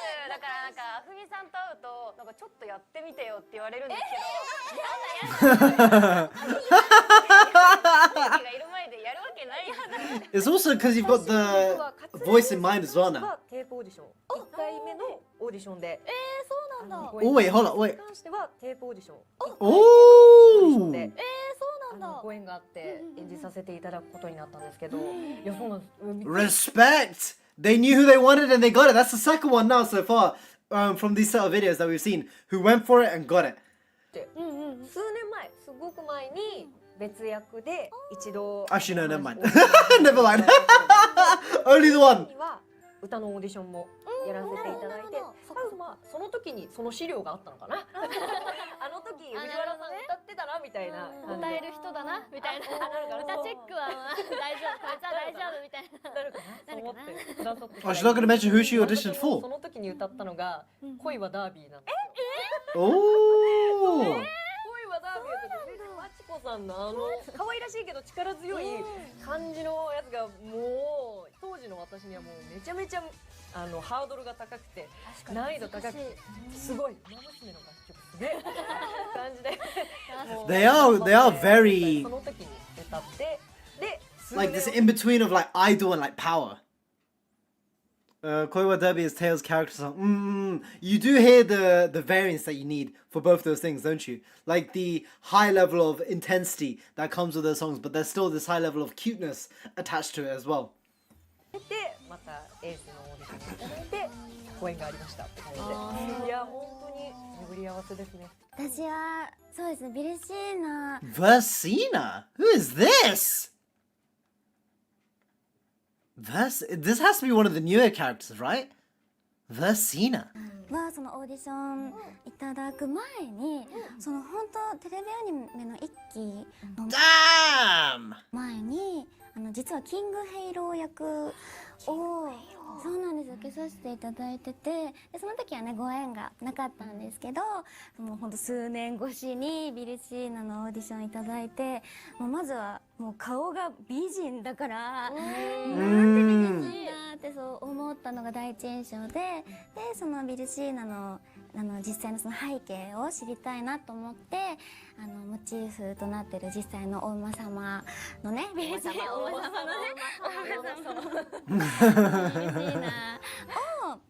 検索して走りをね見た時にもう本当に心をつかまれて、私もこの子大好きだって思って、もうビルシーナを幸せにしたいなって、ビルシーナを幸せにしたい同じタイミングで多分一緒にビブロスもね受けてて、ビブロスにすごく私もシンパシーを感じるところがたくさんあって、私もキラキラしたもの大好きだし、なんかその考え方だったりとかもなんかすごくキュンとするし共感するところもたくさんあったからやりたいと思って、なんかそのビブロスのその個性とかどういったところで出せるかなとかいろいろ試行錯誤して、受けたオーディションだったので本当に受かった時は嬉しかったですね。最初のそのテープのオーディションがあって、その時はドゥラメンテを受けた。Oh, you know, I feel the intensity from her. You know,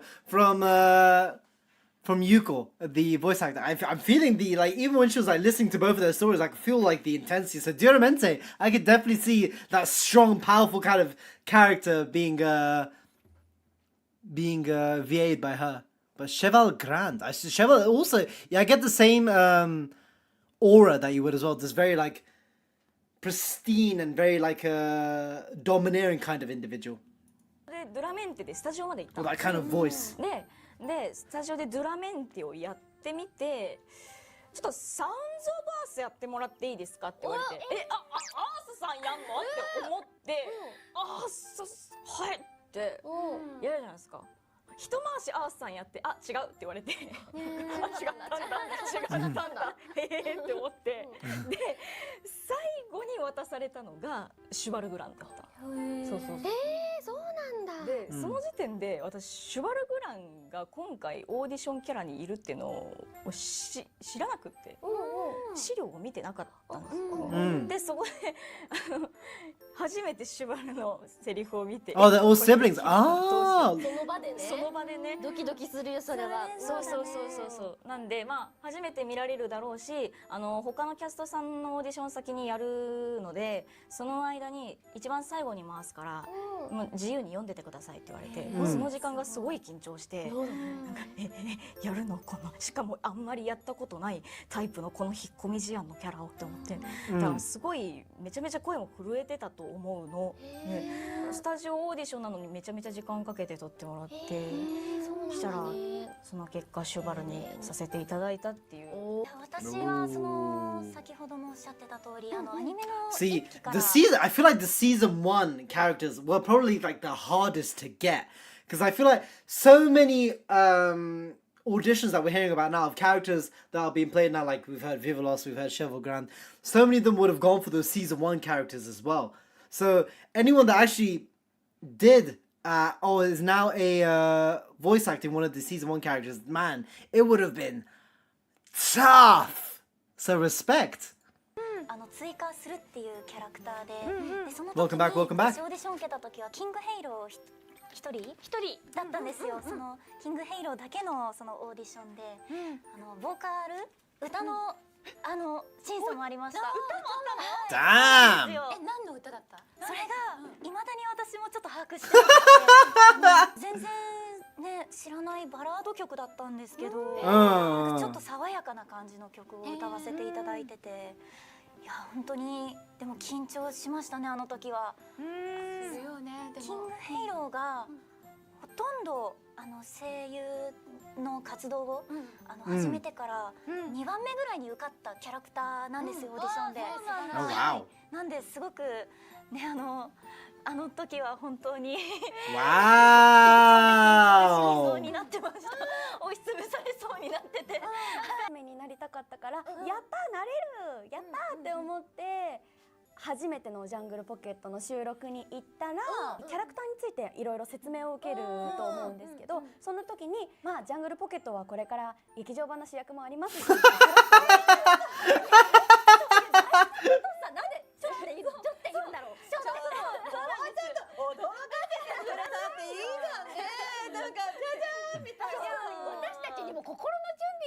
That is crazy though. Imagine like, all right, we just going in for a character. You're like, you know what, Jungle Pockets. I'm liking this character. You know, I like the vibe. I feel like I could crush it.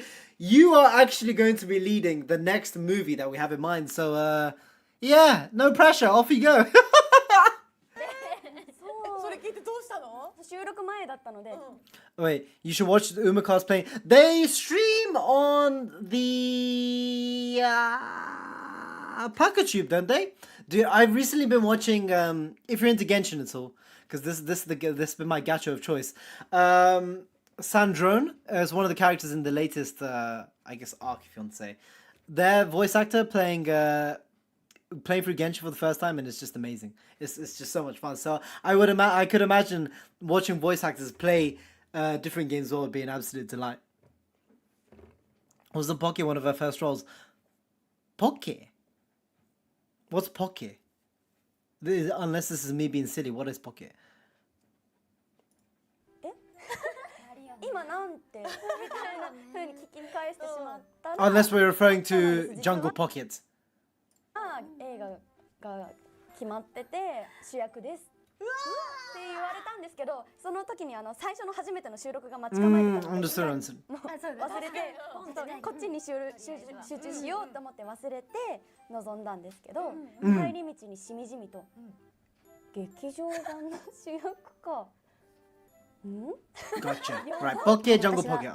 まず Understood. ダンスフレームに決まる前にやっぱ馬娘の関わりがありまして、舞台馬娘でアンサンブルをさせていただいておりまして、そこから馬娘に関わることになったんですけれども、舞台の公演が終わった後に、オーディションがありまして、もともと憧れていたんですけど「ウマ娘」っていうコンテンツにはこう舞台を通して本当にもうさらに愛が深まって Wow, so that's a completely different entry point where they'd actually been involved with the franchise before actually having a character. That's quite interesting. やっぱこう公演を経てこの受け入れてくださるこうトレーナーさんの温かいこの反応っていうのが本当に楽しくて Gotcha. Thank you so much for that, この Kura. ウマ娘っていうコンテンツがこんなにも愛されてて本当にずっと出ていたいっては思ってたんですけどやっぱり舞台ってこう幕が閉じてしまうともうまだこのウマ娘の世界にまだいたいと思っても、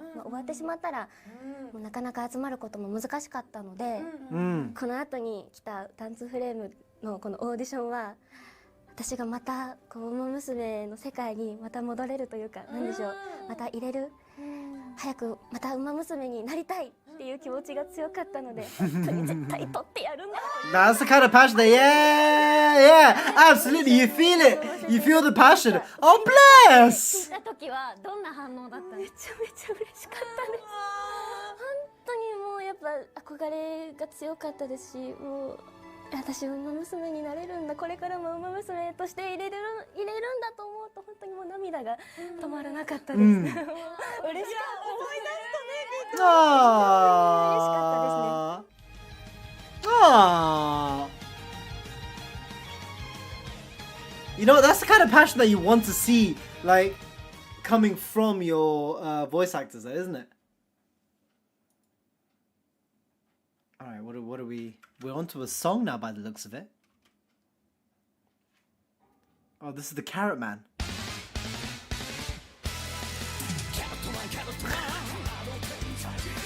What are you getting me to watch, man? What is this, man? This is just tokusatsu at this point. We're changing what we're doing! What is this?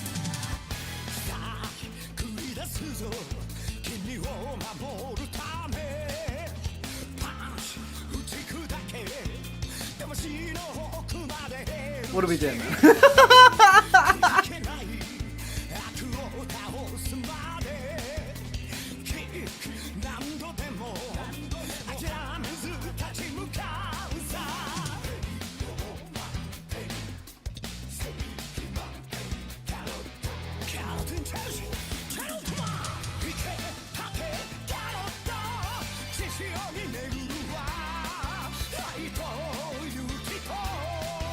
I like how it's got that pure like 90s opening kind of vibe to it.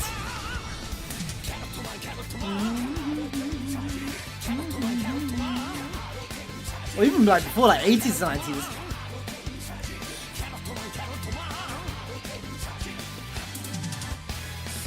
This is literally just tokusatsu at this point. I just realized even with the belt, it's got a carrot belt going on. Well, I guess the entire aesthetic is that, isn't it? What we gonna do? Going crazy with the choreo though. Also, what are these alien things, man? What am I looking at, bro? What is the narrative here? What is the plot line?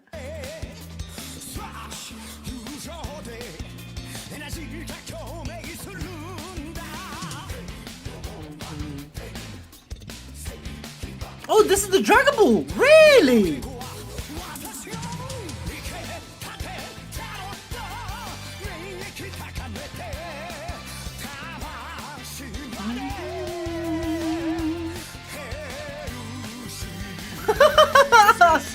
Carrot Fist!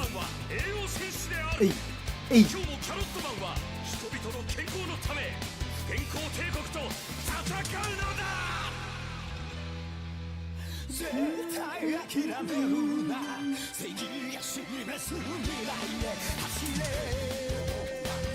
Oh, excuse me, eh? Wait, what? Uma to the rescue!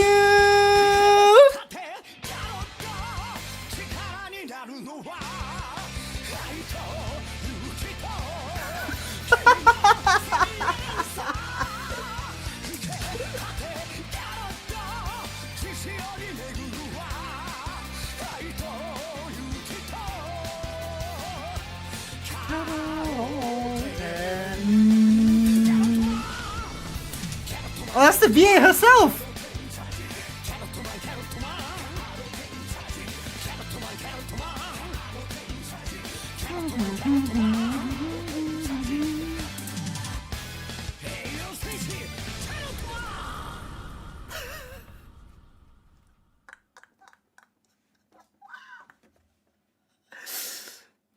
What do you want me to say, man?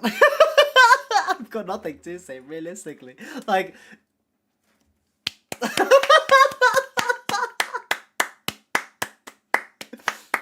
I don't know what they were cooking or why they cooked it, but they cooked it nonetheless, man. Is there any Carrot Man involvement within the Umamusume world? That is the real question. When will we have an event with this guy coming in to save us, man? That's the real question. When are we incorporating the guy? Diets Trooper Carrot Man, the invasion of Lardon, unhealthy food takes over. Oh, Grass Wonder would have benefited from this, man. The 4th year Grass Wonder. This is what we needed. Carrot Man, clearly.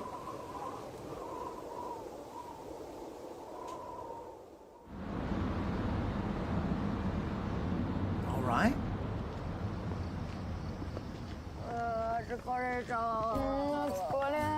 今日お客さん多かったもんね。めっちゃ多かった。あとさ、最近私目がかすむのよ。なんか見えない。あ、じゃあ人参どう？カルテン足りてないんじゃない？聞くよ。あ、じゃあこれも？そうそうそうそう。ウマチューバーのソノンエルフィーのチャンネルでも言ってたんだって。そうなんだ。あと。カレンちゃんの可愛さの秘訣は人参らしいよ。マジで？じゃあもっと食べなきゃじゃん。でしょ？ほらほら、騙されたと思って焼き人参どう？じゃあ一口だけ。よし。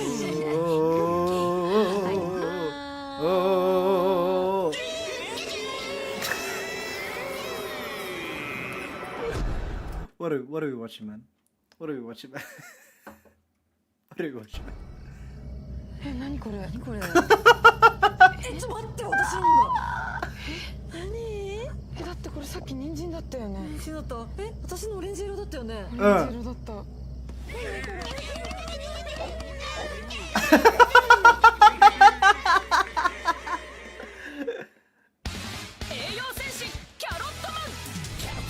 Oh, did you get like this? What is the anime opening that we got now?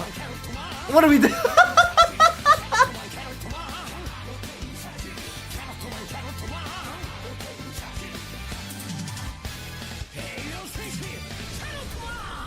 Oh, there we go.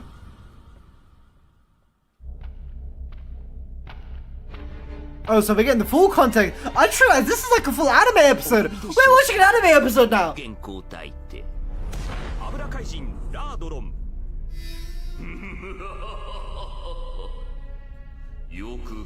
It is Sugita, you're right. Yes, yes, wait.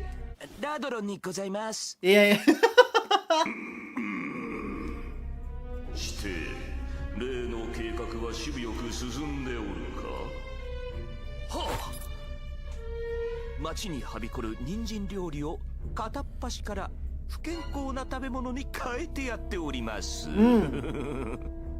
そうか、実に愉快だ。良いか、チーズロンよ。ナドロンです。我々不健康帝国の宿願は人間や馬娘どもを不健康にし弱らせ、果てはこの星を支配することよ。は、存じております。しかしながらあの人参とかいう野菜が実に邪魔だ。カロテンやカリウム、食物繊維を多く含み、目や肌を健康に保つだけにあきからず血液の巡りを良くする。All the good benefits. We must stop this. Yeah.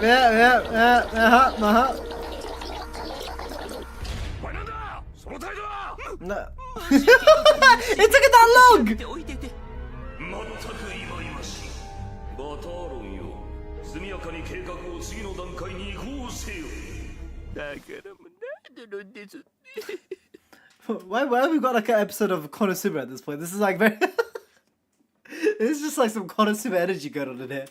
人参料理を提供する飲食店を占拠するのだ。一報を期待しておるぞ。これも全部あいつらのせいだ。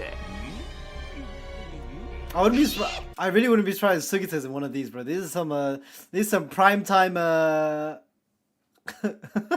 Konosuba movements going on in the back. 行くぞ、油ぎ主軍団よ。Greasy arm. 待っていろ。ビトビトビトビトビトビトビトビトビトビトビト。 Have you guys tried carrot juice? お待たせいたしまし It's た。 not the best, but it's not the プレ worst. ートとキャロットラッシュのセットを2つですね。はい少々お待ちください。いやー、一回食べてみたかったんだよね。そうだよね。楽しみ。ね。お待たせいたしました。キャロットラッシュ、油増し増し、カロリー増し増しトッピングです。ありがとうございます。トッピング？ちょっと頼んだのと違うんですけど。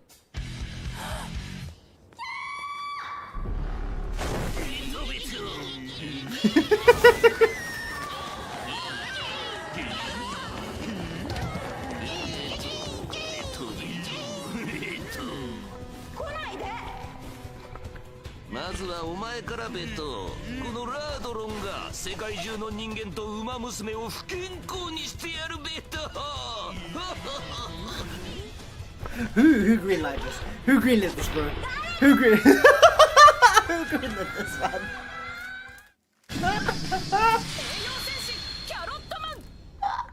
What are we watching though?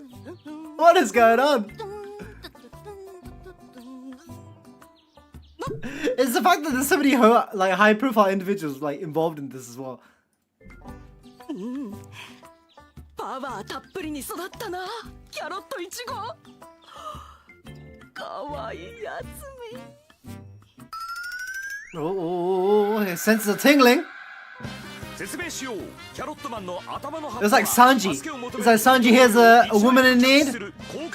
Bro, his Haki activates. 早速君の力が必要なようだな。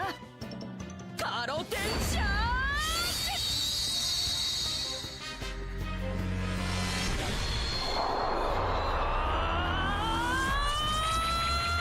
You don't know who the cameraman VA is? Oh, dude, clearly he's got some feats though. Yo! 何者？貴様は栄養満点、正義満点、カロテンチャージ、キャロットマン。 Respect, respect, respect. 私が守る。 We like a healthy king. だな、キャロットマンめ。油ぎ主軍団よ。やれ、ギトギトにしてやるベト。 Hey, hey, hey, hey, hey, hey, hey, hey. Yo, the choreo's nice though.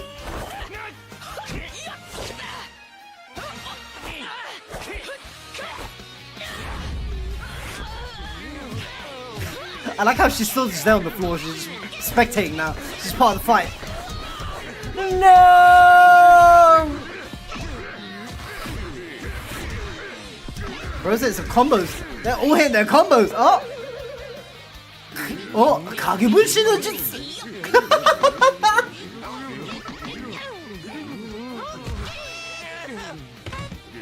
Bro had the carrot clone jutsu right there.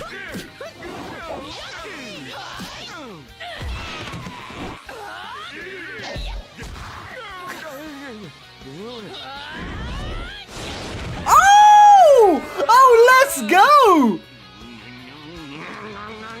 We got a luchador in the house. もう大丈夫だ。今のうちに安全なところへ。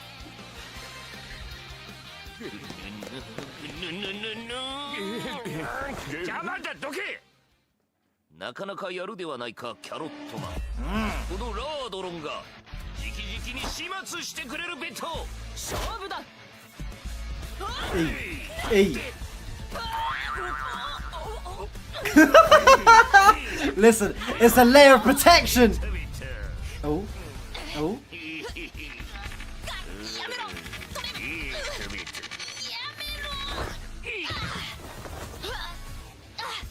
Hey. Hey. Hey. Hey. Bro's a bruiser. Hey. Ooh.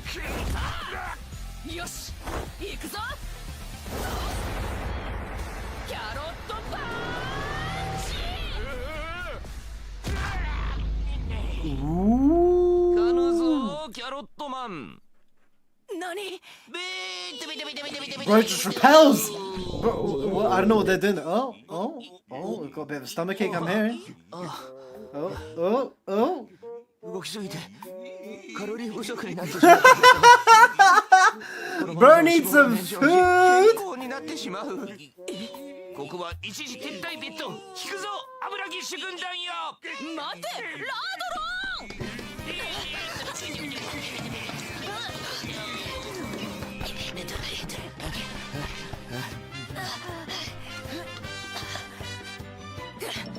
見失ったか。どこに逃げたラードロン。Tokusatsu is this over the top? Is this like are these actual tropes following true? Because that was like a 1 second chase, like, oh man, I lost him. This is like game logic that we're following right here. Oh. エネルギーも限界に近い。補給が必要だ。私は絶対に諦めない。必ず見つけ出してやる。栄養戦士、キャロットマン。The biennial plant of the Daucus genus in the Apia, I'm not going to say that word, family, the exemplar of vegetables high in beta-carotene and irreplaceable as a food coloring. It has various benefits such as being high in nutrients, boosting immunity, being crucial for eye and skincare, preventing anemia, edema, and arteriosclerosis, etc. A favorite among Umamusume. Forgive me for my poor pronunciation. 不健康体系。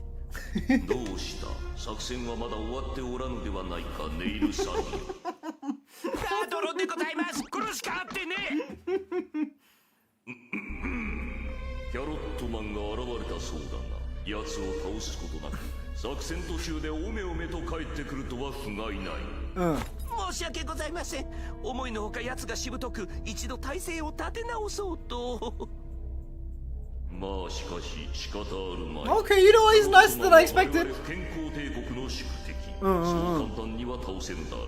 少々手助けをしてやろうではないか。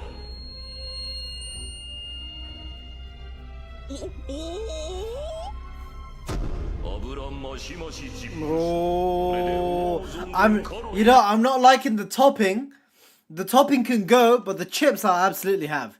I'm hungry as well, man. I haven't eaten all day. Oh, don't show me food.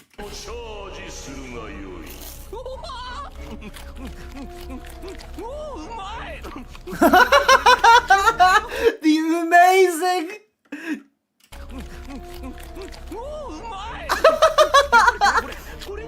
I like how that's the actual translation as well. The amazing sounds strong.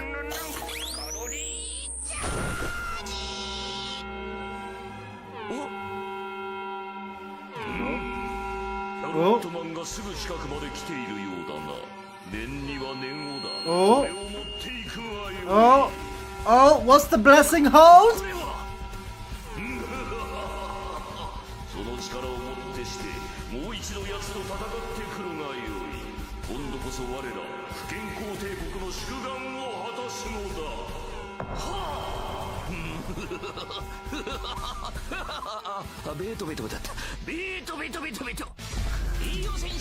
He has to be improvising, man. There's no way this guy's. This is the script that he was given.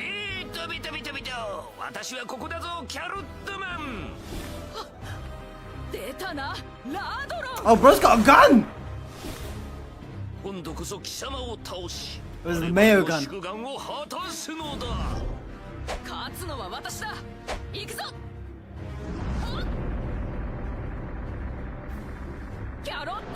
Oh, right off the rip! What the David prod in terms of sound effects? This is a JoJo level sound effect going on right here. It feels very JoJo-esque as well, doesn't it? Oh, he's oiled up!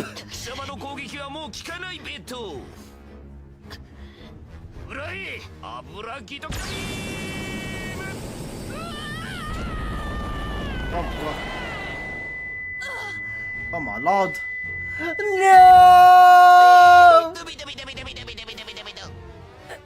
Dude, what are the one... Dude... Flipping One Piece ass laugh, bro. What's going on?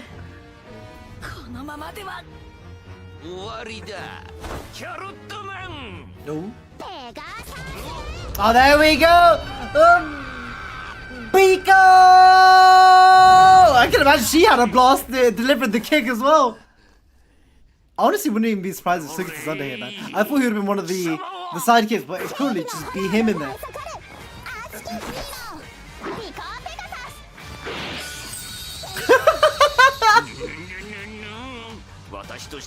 Who's gonna help when you're in trouble? The Umas!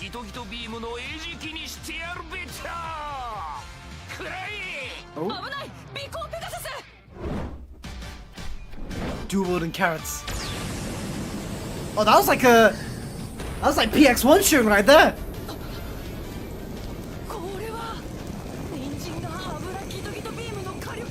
Or the pacifistas, I should say.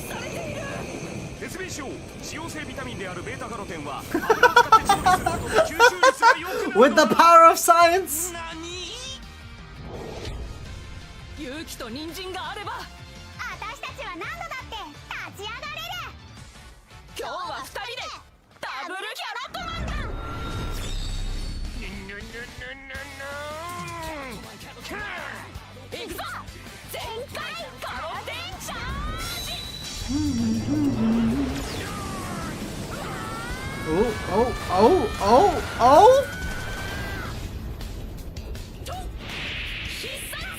Oh!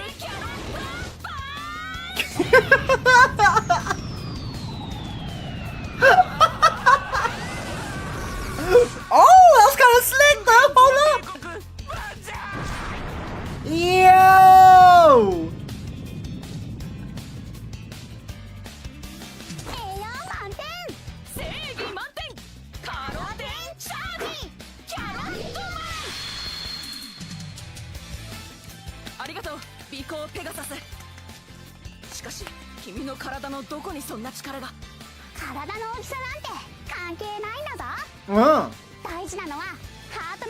There we go.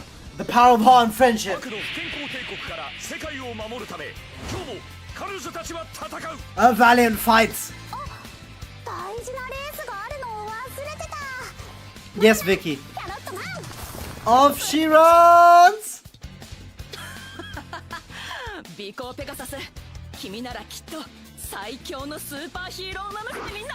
It's like the Gohan path that she's taken out. Oh!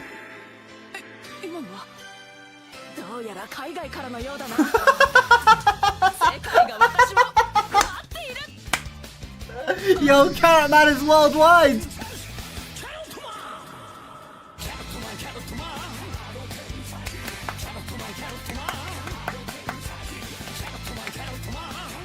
Truly a hero that can never rest.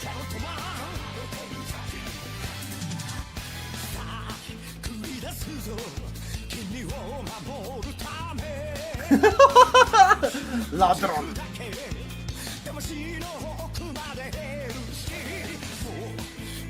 Part of the Grease army.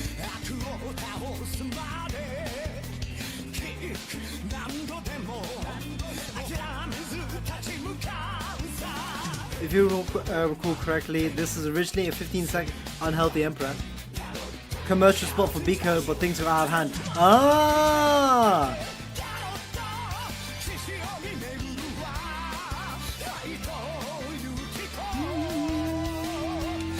The actual Biko Pegasus with the special appearance.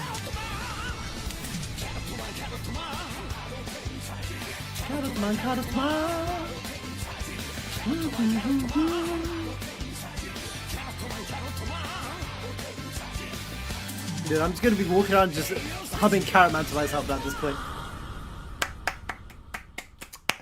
Man. Oh.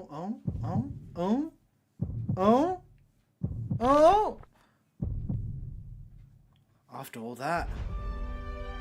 Always gotta leave some space for a potential episode 2. Like, look at, bro. Just look. Sugita.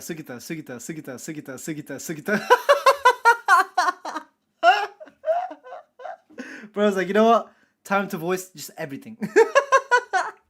Also, 1 second.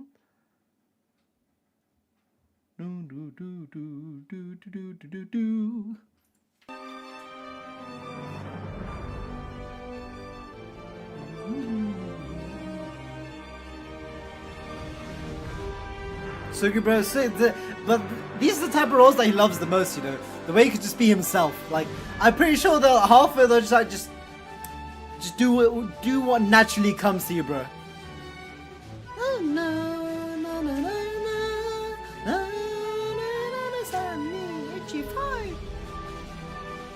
I like this version.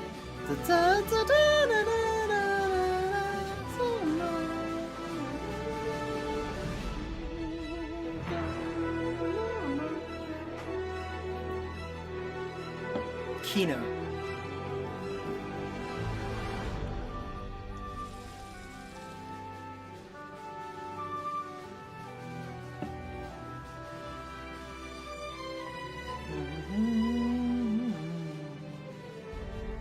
And there we are. Not what I was expecting in the slightest. But we had our Carrot Man interjection, and now we are back to some Uber. Yo, Mike, wait, what? How many outfits are there? How many, what, 5, 10, 15, 20, 25, 29 outfits? Well, this is just for like Umas that you can put on, or is it just like for everyone?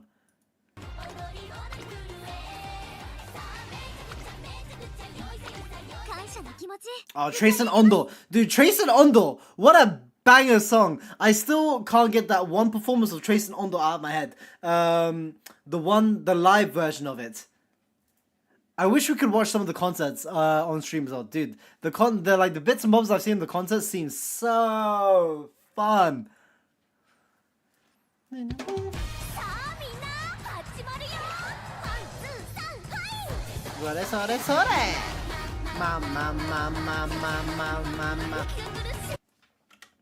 Hold on. What is this? Are we playing like... What? Are we buying houses? What's Monopoly? What is this? It's like resource management going on.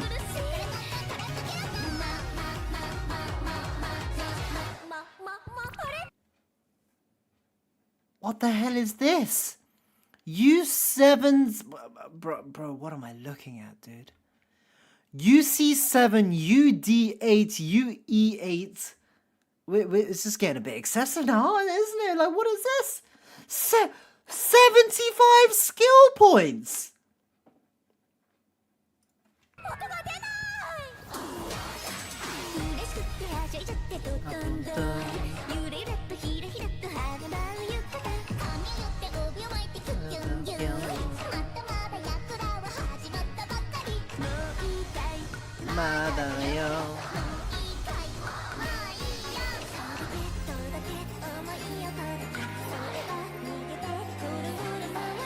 Oh, what is this?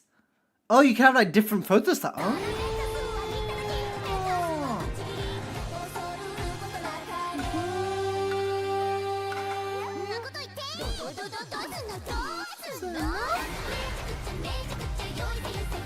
Oh yeah, listen. When they added this into global, now this is true quality of life. Nothing was more annoying and an absolute pain in the behind than just oh we already have photo. Oh, do we? You can tell I just skipped them. I just skipped the races, dude.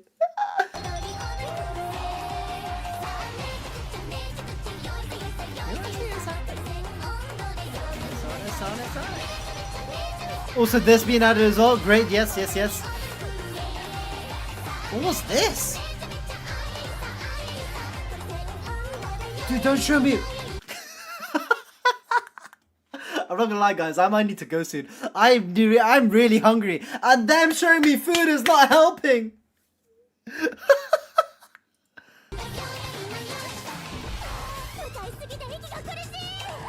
Dude, why is it always KFC, man? What's the KFC in the and working in the space?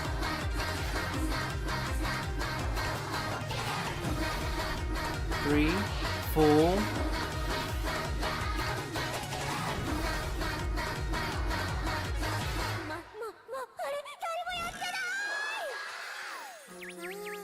Oh, the power creep is real. Oh, the power creep is real. What am I looking at right now? What?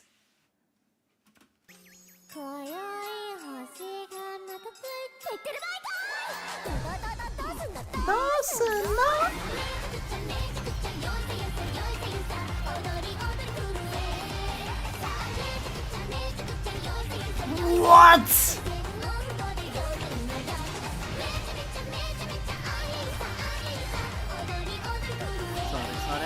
Sorry. Don't show me this, man.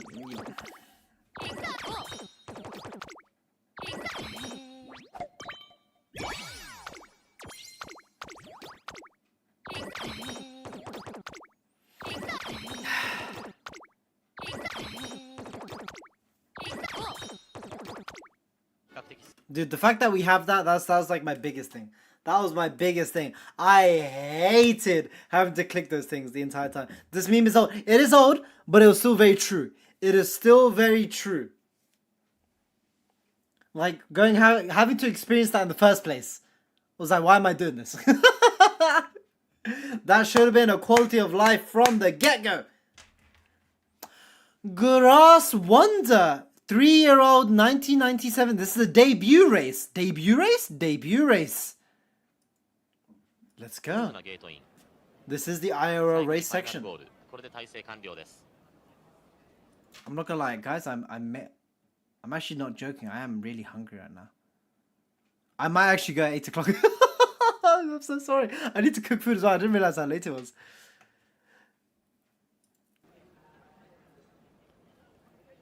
A 3-year-old day. Oh! Wait. Someone fumbled. Who fumbled? Wait, which one was that? It was number 5. Number 5, green. さあ先行争いですがビルトシェーンがここで先頭に立ちました。そしてそれをつきましてこの辺りは橋のピカロあるいは9番のグラスワンダーもこの辺り早めに3番手から2番手に上がっていきました。 I like how chill the music is as well. How fast do horses go on average? Like these race horses? Like what's the speed? Like what are we going? Like 60 kilometers per hour? Something like that? Number 9 is grass. I was looking for the helmet. And thank you for letting me know, Irfan. It's also just holding that jockeying pose as well. Man, the core strength is unreal. It's a 9 in pink helmet.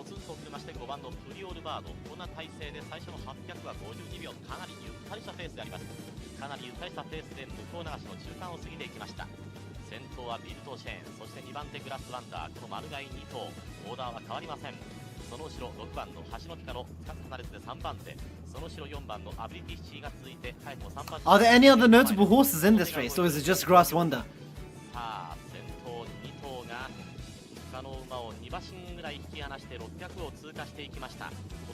Dude, it makes you wonder during like wartime, or during like Mongol invasions where they're all on horseback. Could you imagine like hundreds and thousands of horses just charging at you like this, bro?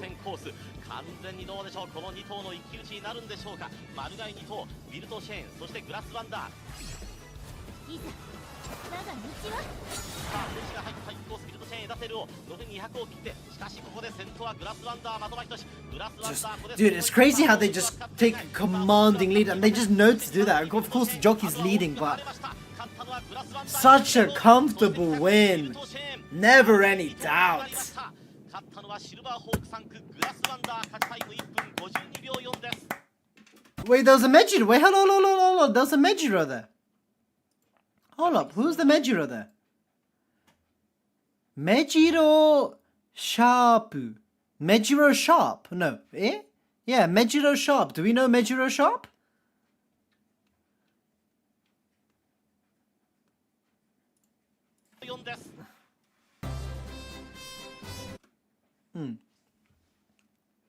And then we have a second one here. I'm assuming this is also going to be Grass Wonder. The 1998 Japan Cup. Actually, was it Grass Wonder? I don't know who. Wait, who?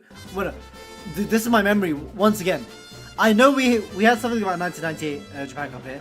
1998年世界が感じるナンバーワンの手応えは Umamusume. Ah, gotcha. パドックからまずは15頭の馬体重 The Japan Cup's always gonna have some iconic names though. 1番はエアグルーヴです、うん今回マイナス6キロ472キロです Dude, almost half a ton.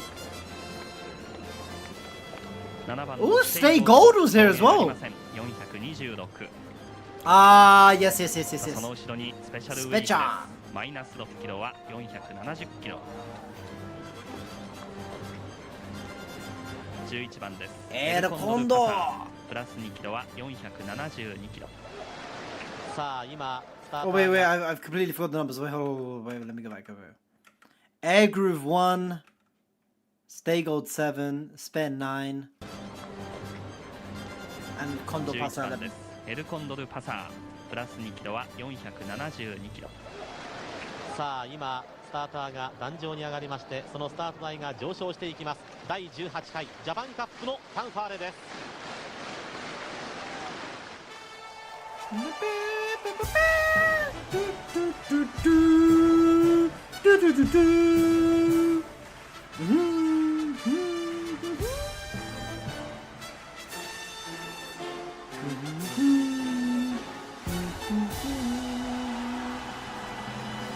It is indeed.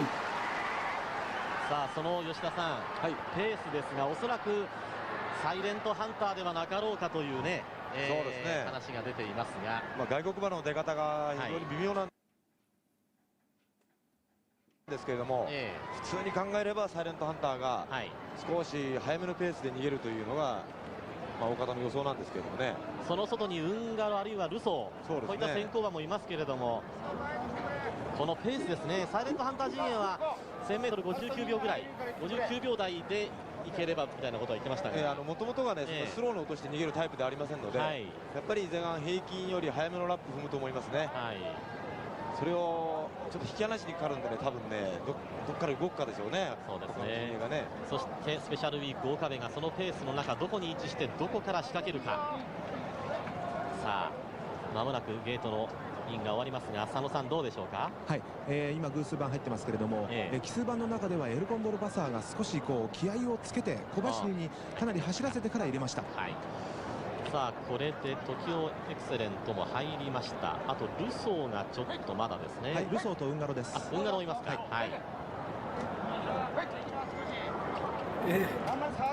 去年はスローペースで流れたジャパン。It must be always so interesting watching them like trying to there's always there seems to be not always, but this is the first time actually I've seen where they've kind of been quite reluctant to go in. Who's the Uma that was always quite reluctant to go into the paddock? There was one that always just hated being in the paddock. ジャパンカップ例年このジャパンカップはハイペースで流れることに、で知られていますが、果たしてどうでしょうか。鍵を握る。There's what's going on with Spechan over here? Saying.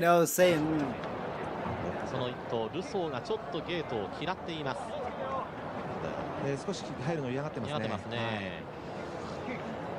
このルソーが入って最後にウンガロですか。そうです。あと1頭ウンガロです。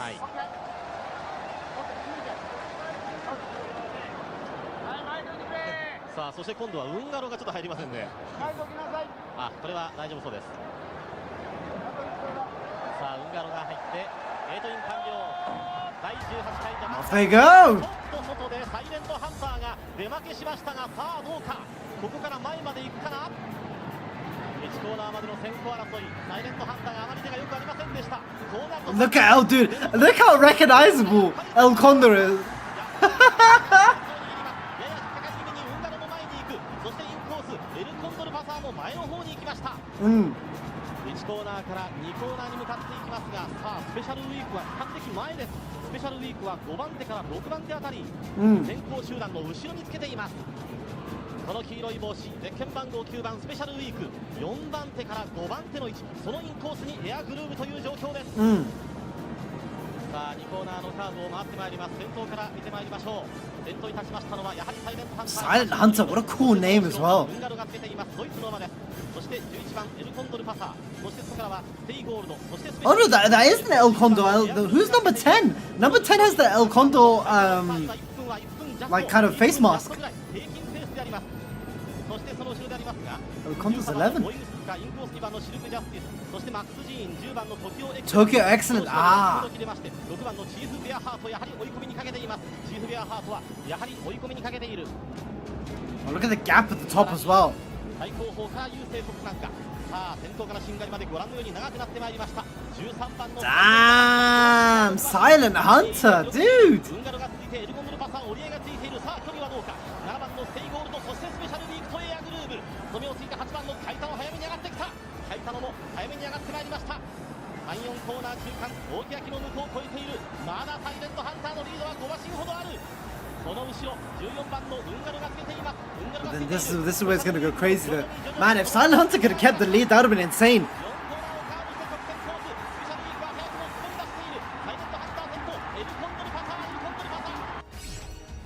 Oh, there we go.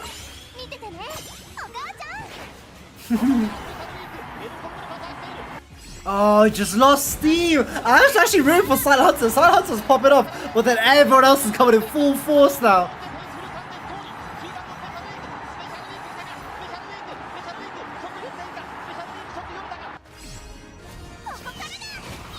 We have Air Groove, Pasa, and Spechan. Ooh, going for it.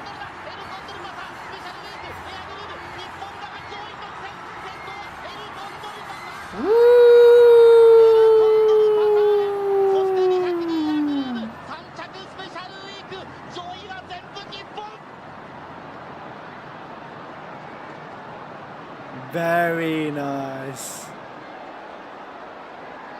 Dude, look at the crowd. マイラーと呼んだのは誰だ。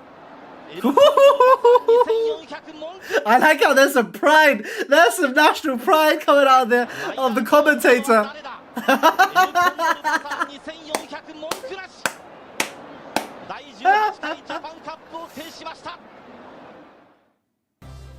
That's some pure pride coming out of his voice there. And then to top it all off with the races, we have the Arimakinen 1999. それを背負う14頭がパドックに姿を見せています。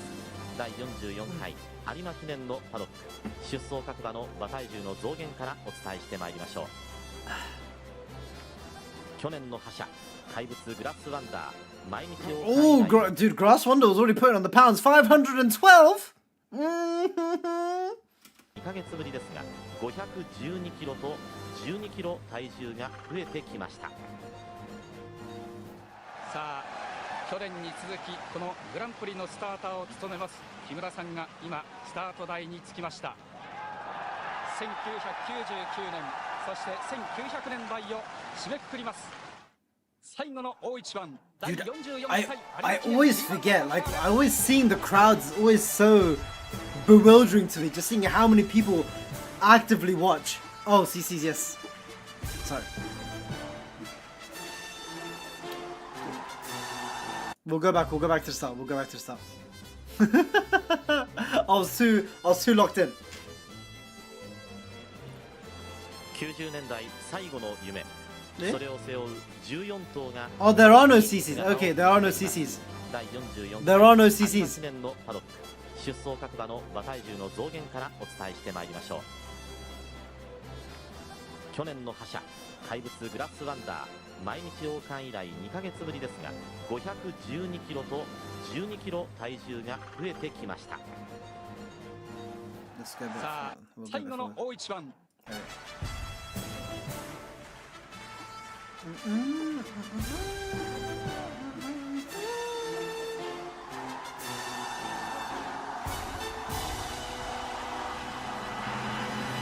15万人近い大歓声の中、さあ枠入りが始まります。東さん、展開はどうなりそうなんでしょうか。そうですね、2ゲームが不在なんでね、なんとも言えないんですけどね。Wow, Staygold was involved in all these as well. 被災地も行ってみようかという話もありますんでね。 3, 5, 7. Oh, who else is in this? には多少なるとは思うんですけどね。Tsurumaru Tsuyoshi. Oh. そうですか。そして東さんの Oh, there's a lot of big hitters in this. やっぱり宝塚で負けたところをやっぱり取り返したいなと。Wow. そこでスペシャルに応援したいんですけどね。スタート地点の吉田さん。はい。枠入りは順調ですね。順調ですね。あと1頭大和欧州です。Well, ain't even Keenan for no reason. Good lordy me. 完了であります。1999年。 Wait, hold on. Where am I? So I'm looking at mostly 3 and 7 are the ones to keep an eye on. But then everyone else is pretty much to keep an eye on as well, to be fair. 順調ですね。あと1頭大和欧州です。いよいよ大和欧州が入りますと14頭の枠入り完了であります。1999年。そして1900年代、oh, nice. 2500メートル先のゴールに真っ先に飛び込んでくる馬は果たしてどの馬か。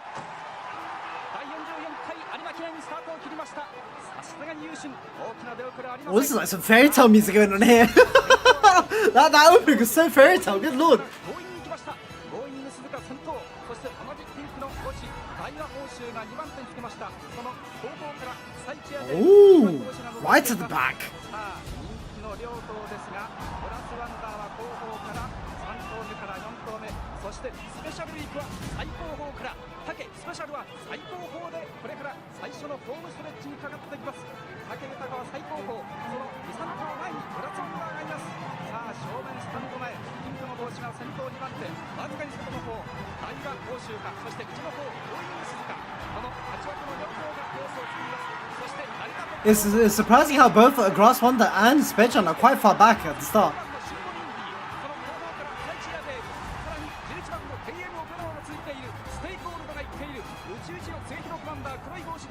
そして赤い帽子、これが優勢トップラン、そしてそのアウトコースにグラスワンダーがあります。アウトコースグラスワンダー後方から3頭目から4頭目があります。バレノプシスがいます。そしてメチルブライト、そして竹スペシャルウィークはじっくり溜めて最後方からいよいよ向上面に入っていく14頭であります。先頭はボーイング鈴鹿、わずかにボーイング鈴鹿が先頭ですが、成田トップロードがスーッと外目から渡り合わせていきました。その後方から大和欧州が現在3番手、さらにシンボリンディであります。 Pack is also relatively close to each other.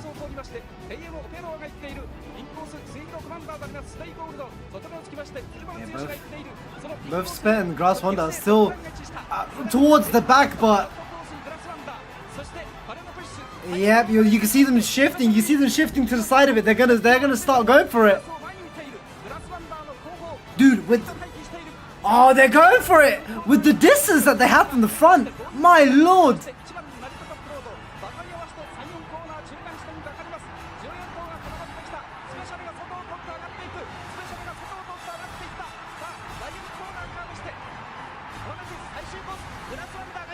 Dude, the way they just push themselves to the front is insane.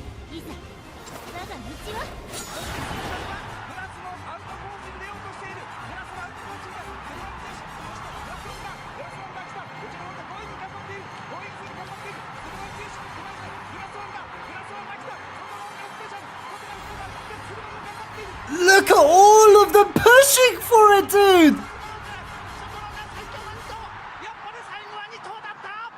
That is nuts!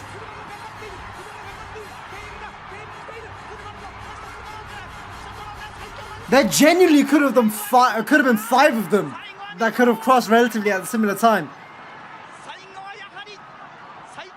Wait, TM was third, right? How far was TM in the snow? Or TM was like a head, right? 1 head length. Yeah, like a head length. Whereas, look at these two! Dude, the cameras could not have been that good to see 4 centimeters in it. Nuts! The fact that they were both trailing, like, late surging, and were able to come back with such speed is insane.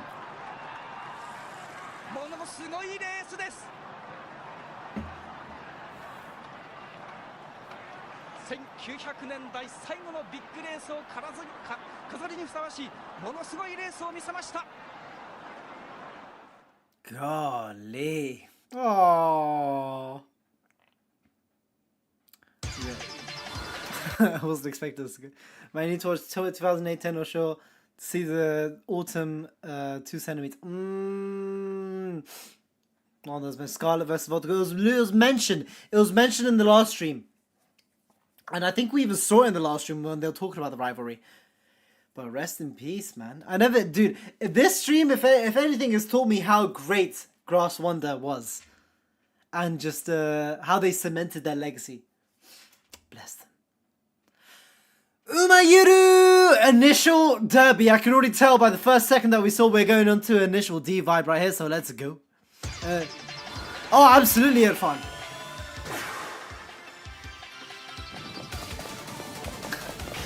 What are we doing, man?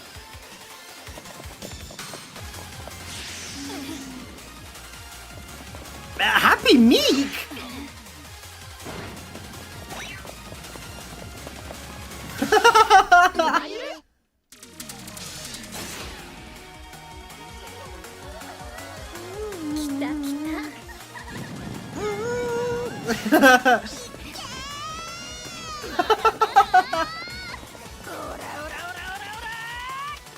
Oh. Those are the legs.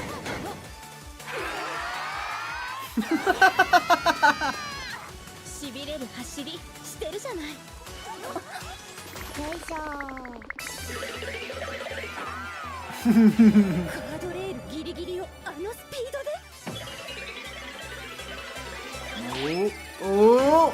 そして完璧な立ち上がり。私も熱くなっちゃいそう。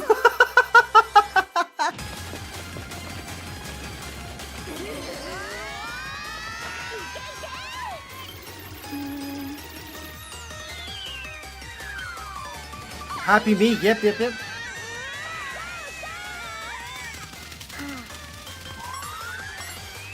Now Happy me just vibing.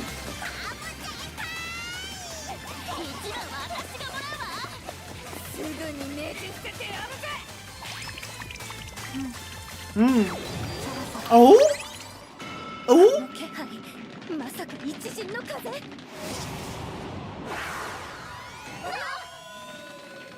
無茶よ、曲がりきれっこないわ。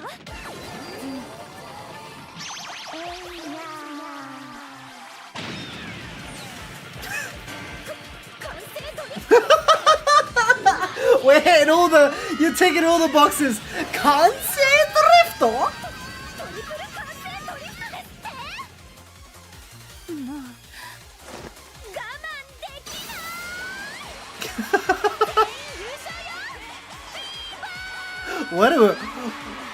What are we doing right now, man?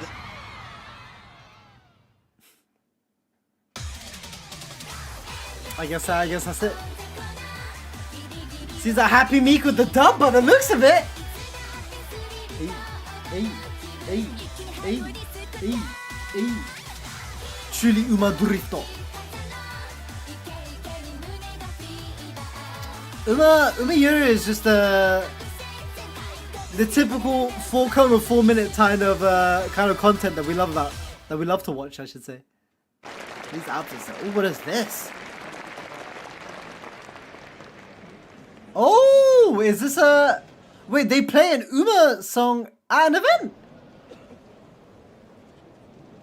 That's kind of hype, though. Is hologram Uma exactly what I wanted to say?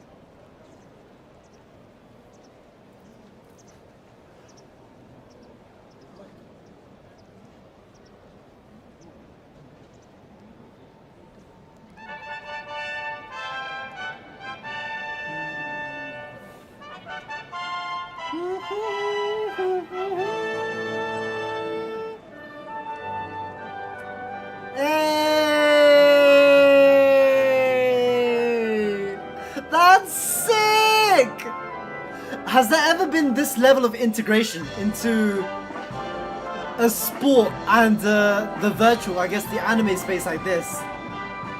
Definitely not, right?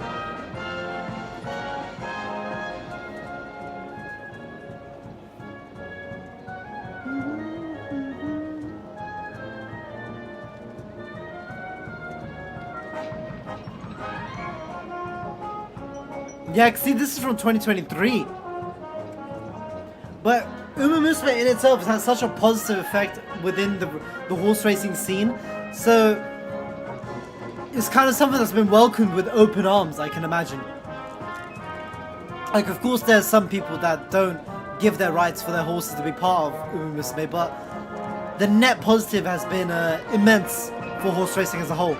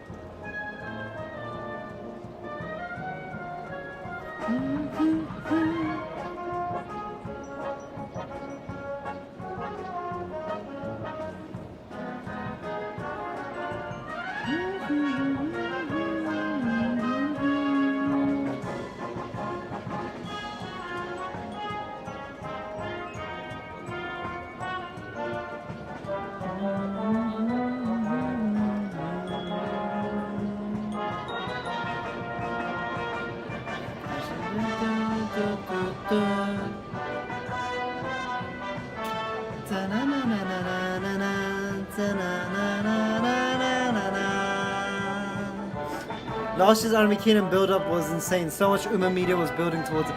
Really?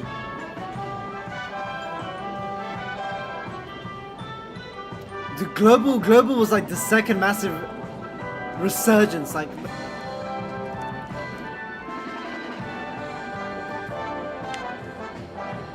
it would be interesting to watch one of the races. I wouldn't even know how to go about watching a race in the first place though. Like, how do you even watch them?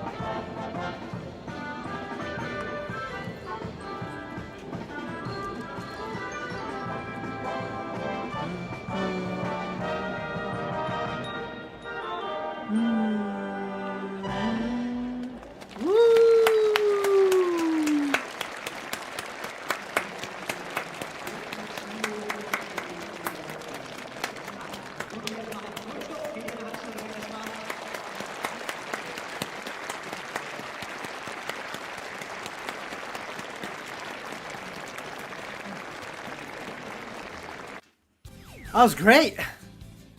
What is this? Umamusume Buena Vista Solo Kyoku. Let's see.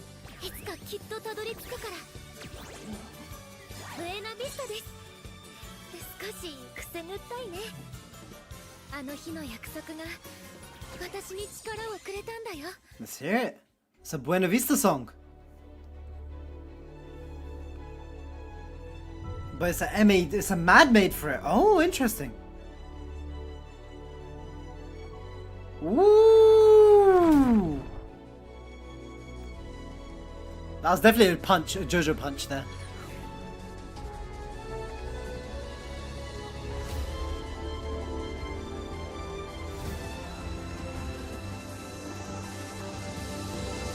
There's no point in skipping now. We're pretty much here now.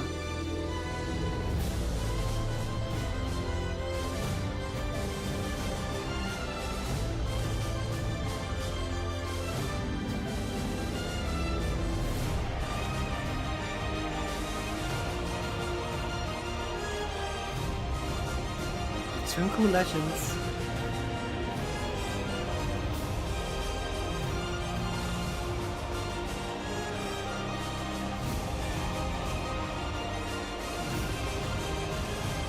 Well, there's a lot of oil farming going on here. There's a lot of glazing going on. I need to see what's going on.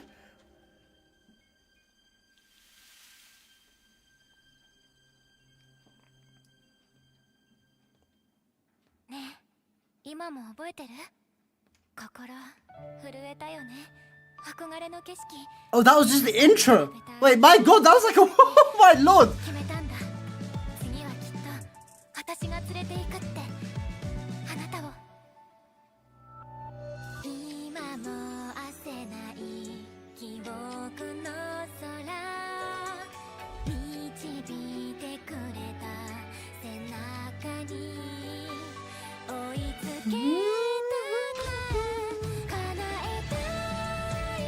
Oh.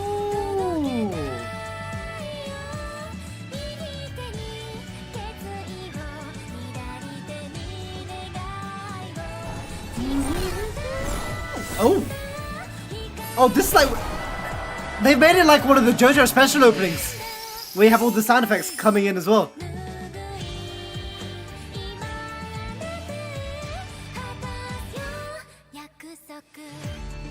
See, I always love when the VAs sing their characters' songs. Because you know they're just going to put 150 into it.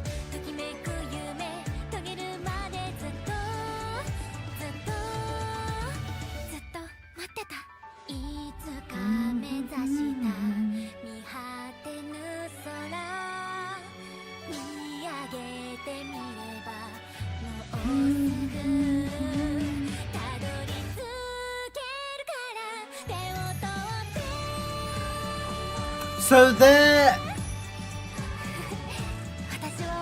parent and child, right?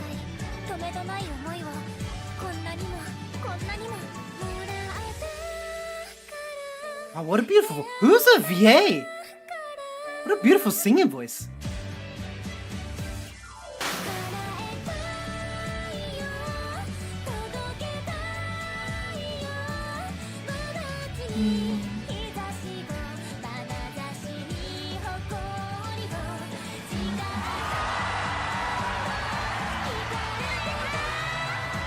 And the composers for Uma really are just something else. Who's the blue-haired individual?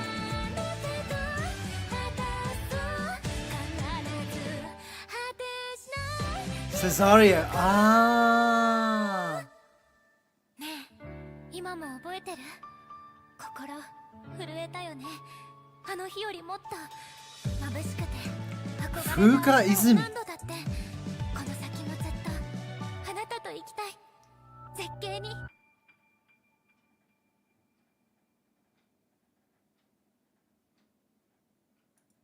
What a sweet song! Dude, Umamusume, like composers and the people they work with to create these songs, man, they're just wizards. Wizards. I threw myself. Yeah, when it comes to just crafting these incredible songs. The VA, same as Utena, has given me Cesario, one of the greatest Japanese broodmares, if not the great. Really? Wow. Also, one sec. I'm just going to quickly run to the toilet. Just 1 second.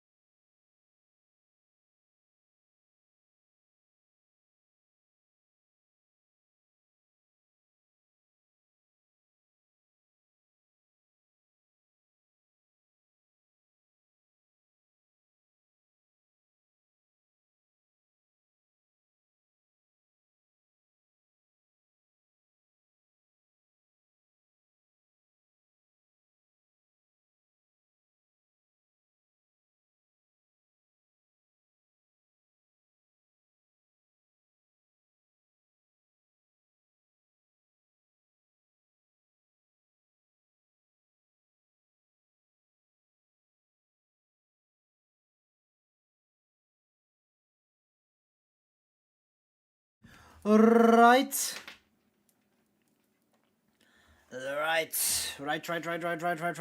Spare Child's descendants are strong. Spare produced some strong. What was his last year's Anime Kinen winner? Wait, Cesario was last year's Anime Kinen winner. Ooh. We'll get Cesario 3x3 cross in a few years. Ooh. And is Buena Vista one of the, like a recent runner as well?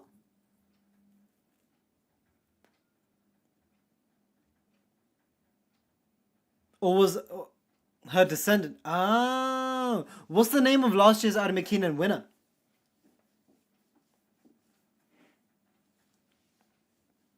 Right. Cesario's 2000. I was about to say, yeah, to be a child, I'm assuming they would be a lot older. Cesario ran in the mid 2000s. Ah, Buena Vista's 2009. Last year's winner is Museum Mile from Cesario's line. Okay. So they're so great. So they're the grandparents for Museum Mile.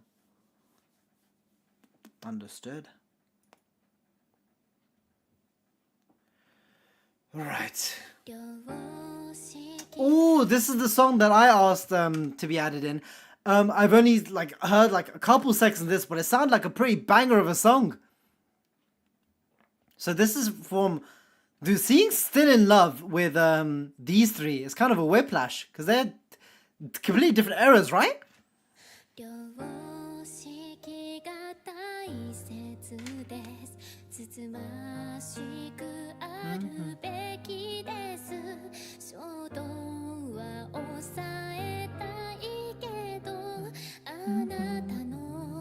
Who still loves VA, by the way, because she has a beautiful voice as well.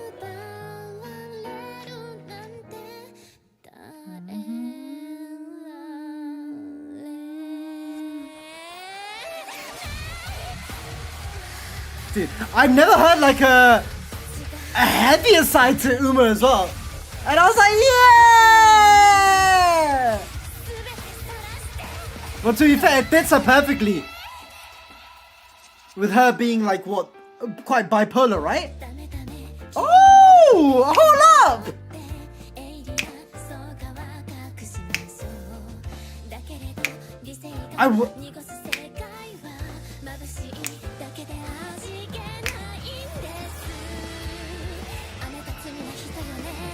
Oh! What a blend!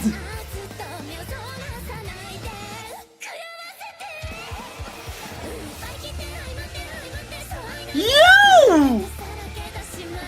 That's the fourth change!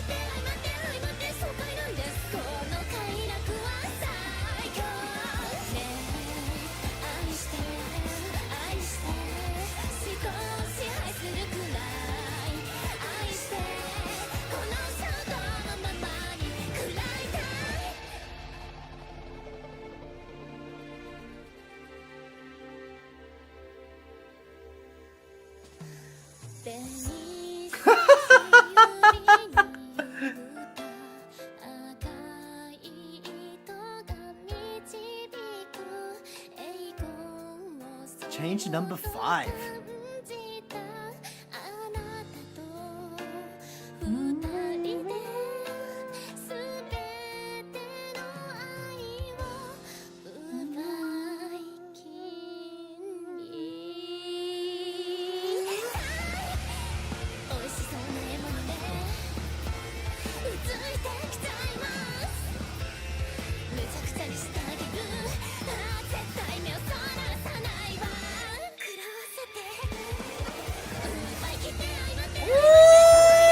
Wait, who composed this? This is a crazy song. I can't get over how good she sounds. The composition is insane. But she's...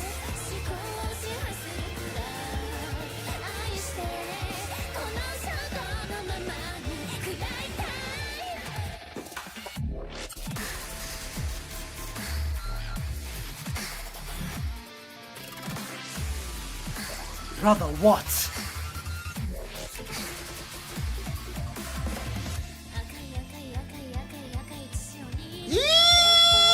Yo!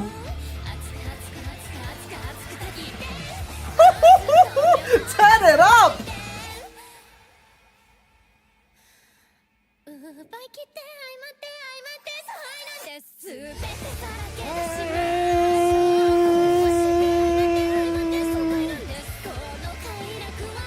Okay, I made the right choice by asking for this. My god, what a...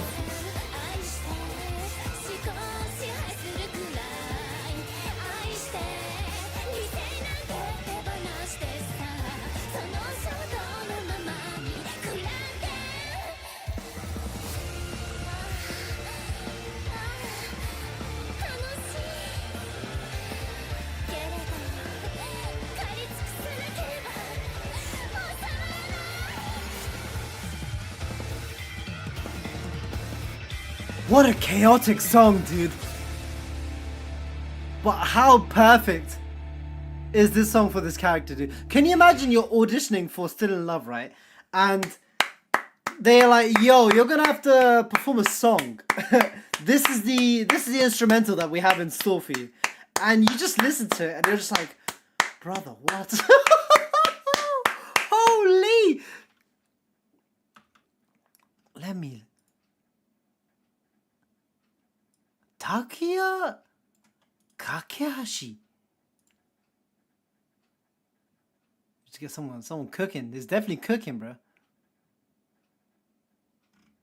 I guess it's kind of hard to find someone just like that, bro. I'd just love to know more. My God, what a fantastic song, dude. The fact that we're still gonna need to wait 3 years is killing you, dude. Imagine. Daring Tact and Still in Love Legend Changes. Where are we in the Legend Changes? Like, I'm assuming it's someone that's just working on them himself, right? Like, they're just creating all the Legend Chaser renditions. Or is that something that happens within the game that they create? Like, I've never really understood how that works. Because the way the compilations work, where do these Legend Chaser changes, sorry, I keep saying Chaser, Changer scenarios get shown?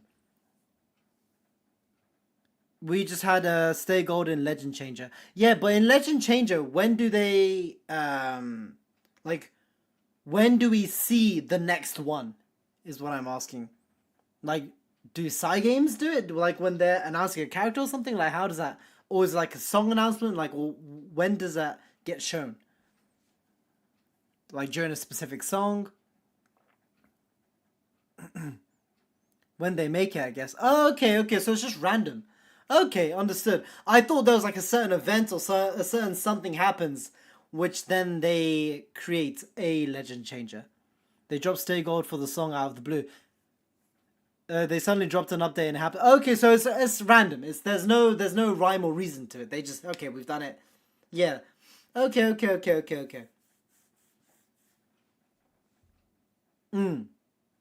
Understood.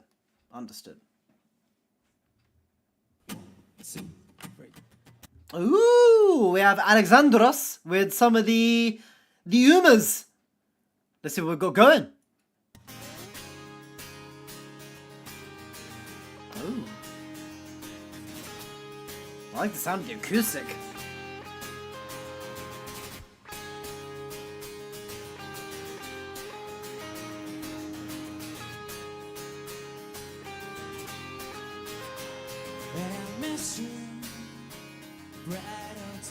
Oh, is this... Oh, yeah, I was about to say, yeah, this is the opening, isn't it?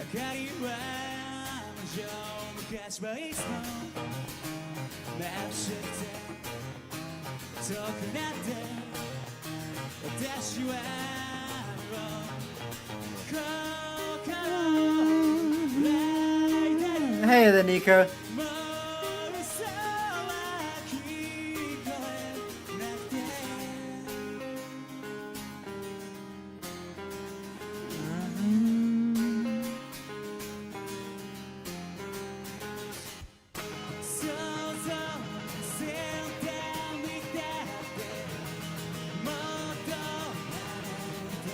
I like his shoes.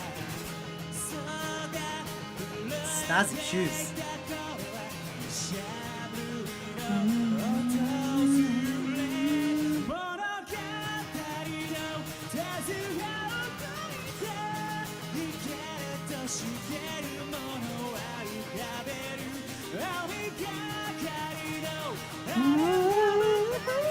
Ooh.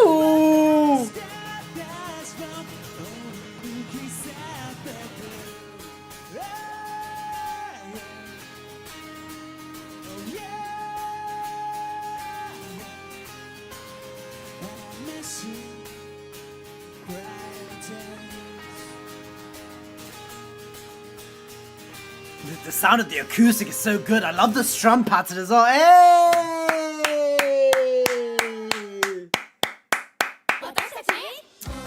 Excuse me, man. What? Alright, man.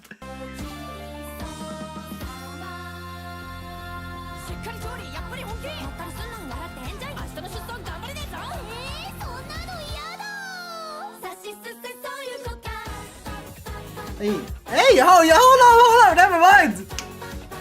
Ooh, ooh, ooh.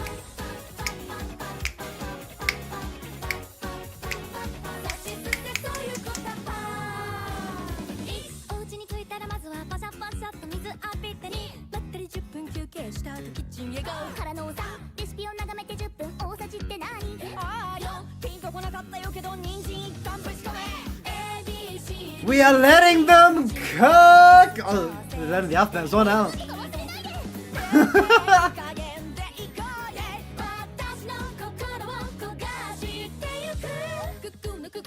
Hey, hey, hey, hey, hey.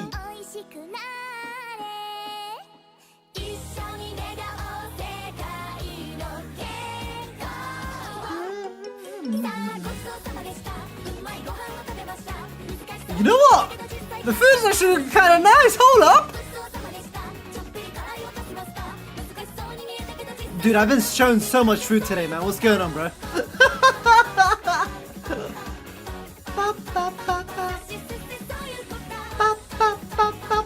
Dude, I'm not gonna lie. I love the animation they do.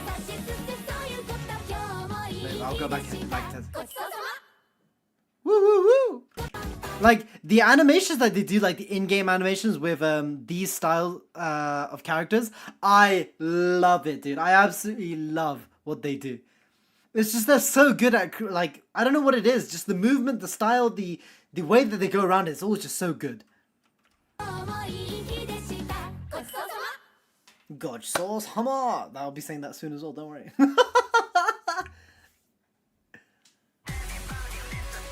Oh, brightest heart.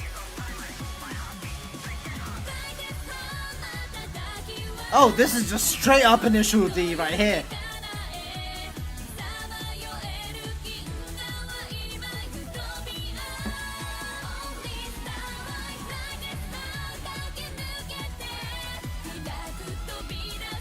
Wait, this is a character song.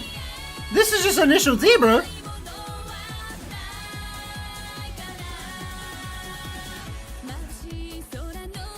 You mean Nanoha? I do hear it. I do hear it. Okay, here definitely for sure. Okay.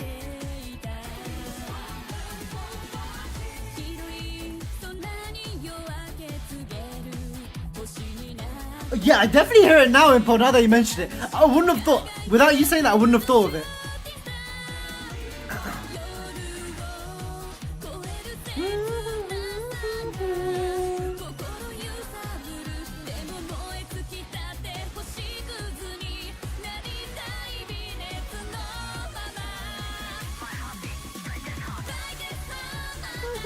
I can imagine like the dance to this.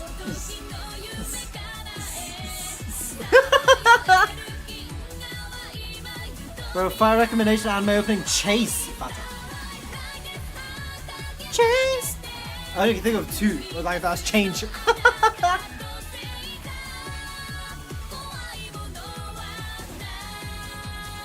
There's quite a few different animes this would fit, honestly, of that era.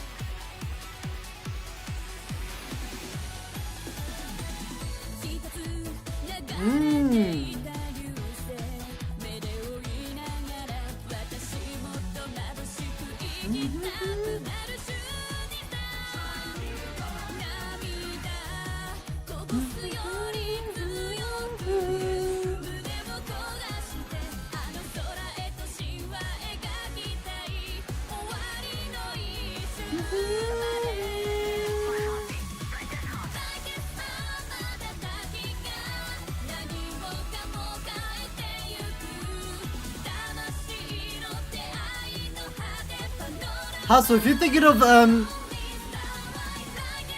Diamond is Unbreakable, I've already heard it multiple times, and as Impola said,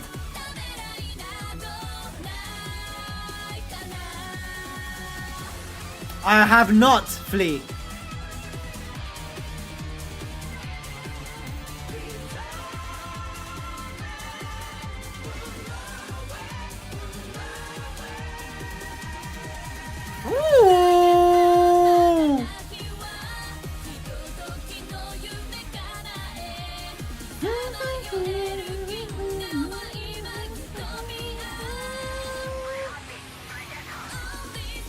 Oh! I like how it just like reels you back a bit and then just throws you right back in. I like how they've kind of gone for the like the era change up with the song in itself.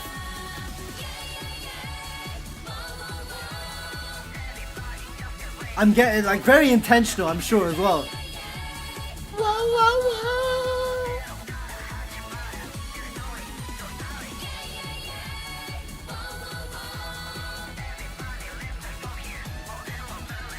Yeah, yeah, yeah. Whoa, whoa, whoa.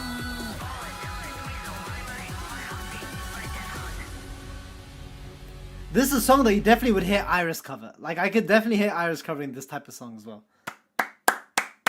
Quite a few Hollow members would do this.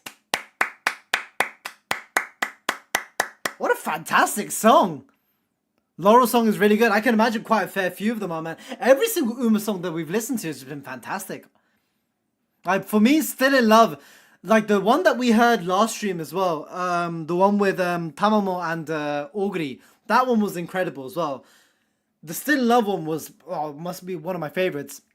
The ones I really liked were also Narita Bryan's. Narita Bryan's ones were really, really, really good as well. From ages ago that we listened to. But I just love the varying styles that you get. Ooh, what's this? Ooh.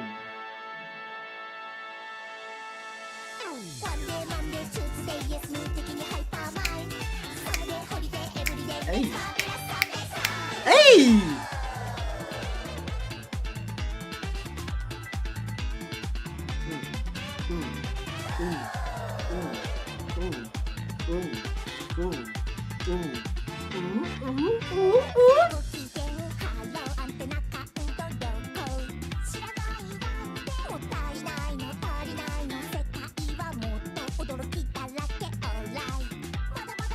Ew, this is a snapper! Hold up!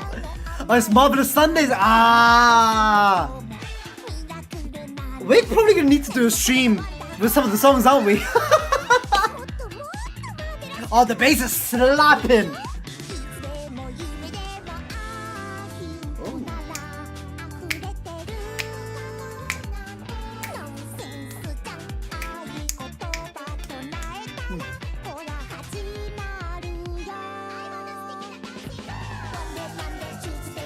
Do you know, this sounds like such a fun anime kind of opening?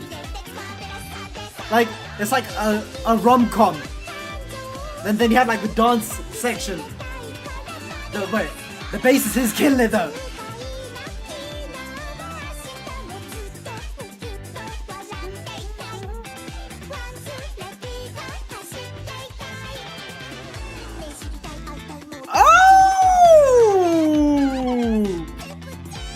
Yo, the bit of change up there. Give it a bit of that groove. Cop. Okay, you know what? It does give very much like a gag kind of feel though. I love it.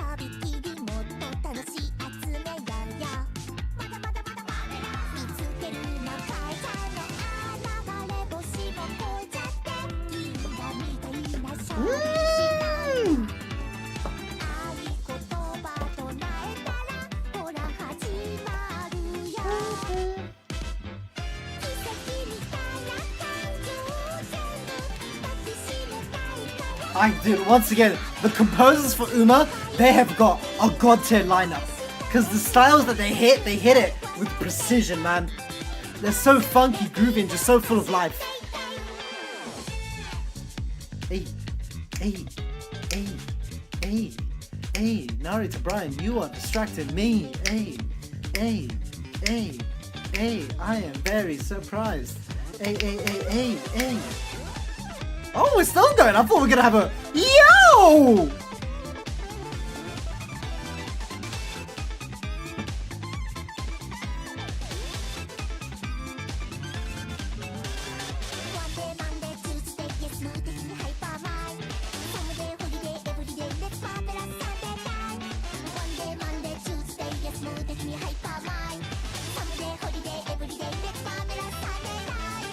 It is Marvelous Sunday time.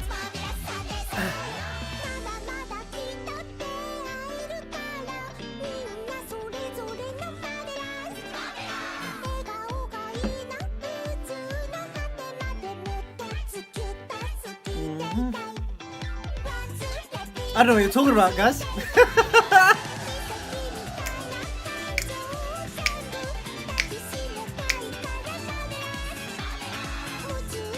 You know, it really fits.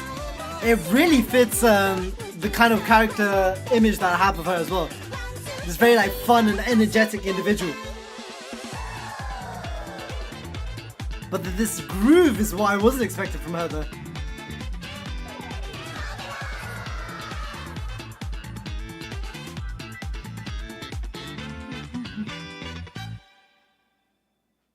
I'm not gonna lie, that guitar and bass were groovy.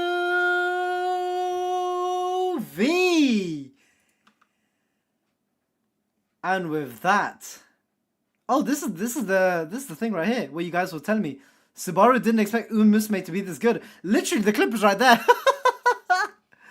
But oh, it was only 7 months ago.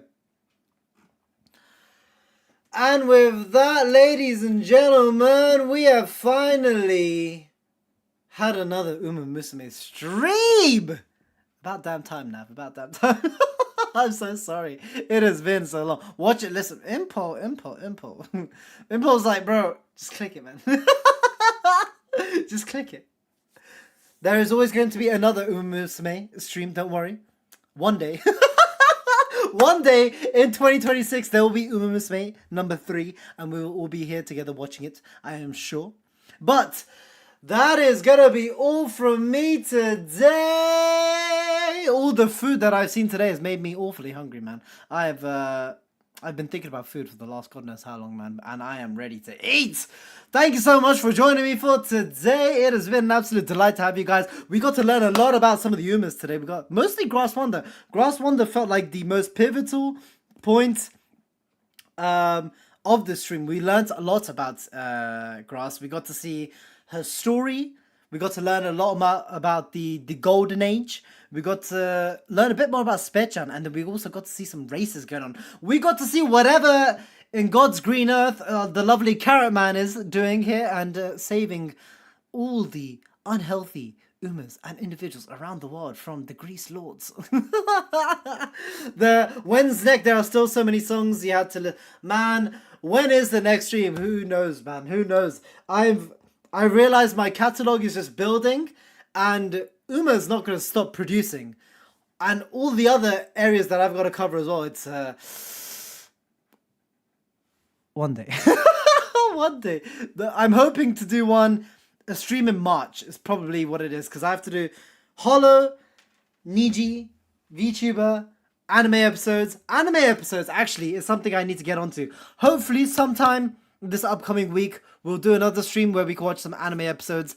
I'll try to keep you guys in the loop on that on the Discord and potentially on the YouTube community, though I suck at posting on the YouTube community, so I do apologize for that in advance. So I will try to get some episodes out, but then I'm also on the Freyren train right now, so it may just turn into me watching Freyren instead. So, but hopefully, fingers crossed, there will be some anime episodes. Okay, see you in 6 months. Hopefully not Flea. Flea?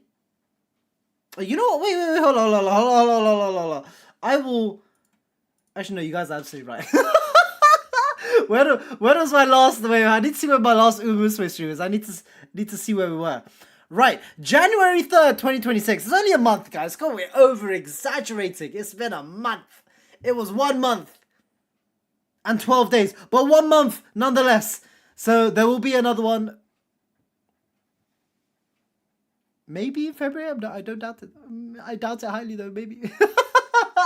But there will be one relatively soon, whatever you think relative is. But I will try to make some headway in the anime so we can watch some more Uma related content, because I feel like that is the biggest stopgap at the moment where I'm in the anime. There's too many things that would be considered a spoiler, and I know how many of you want me to get to Stingray as well, but we have a journey to get there.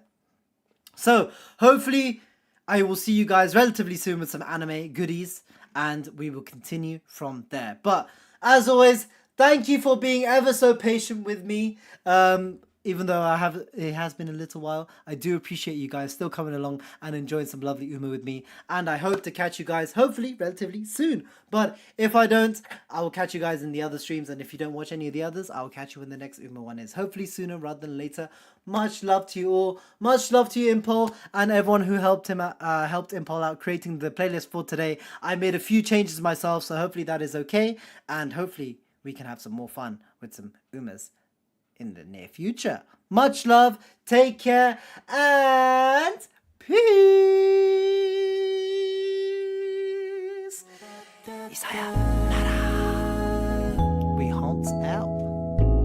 Thank you. Shabba-dabba-dabba.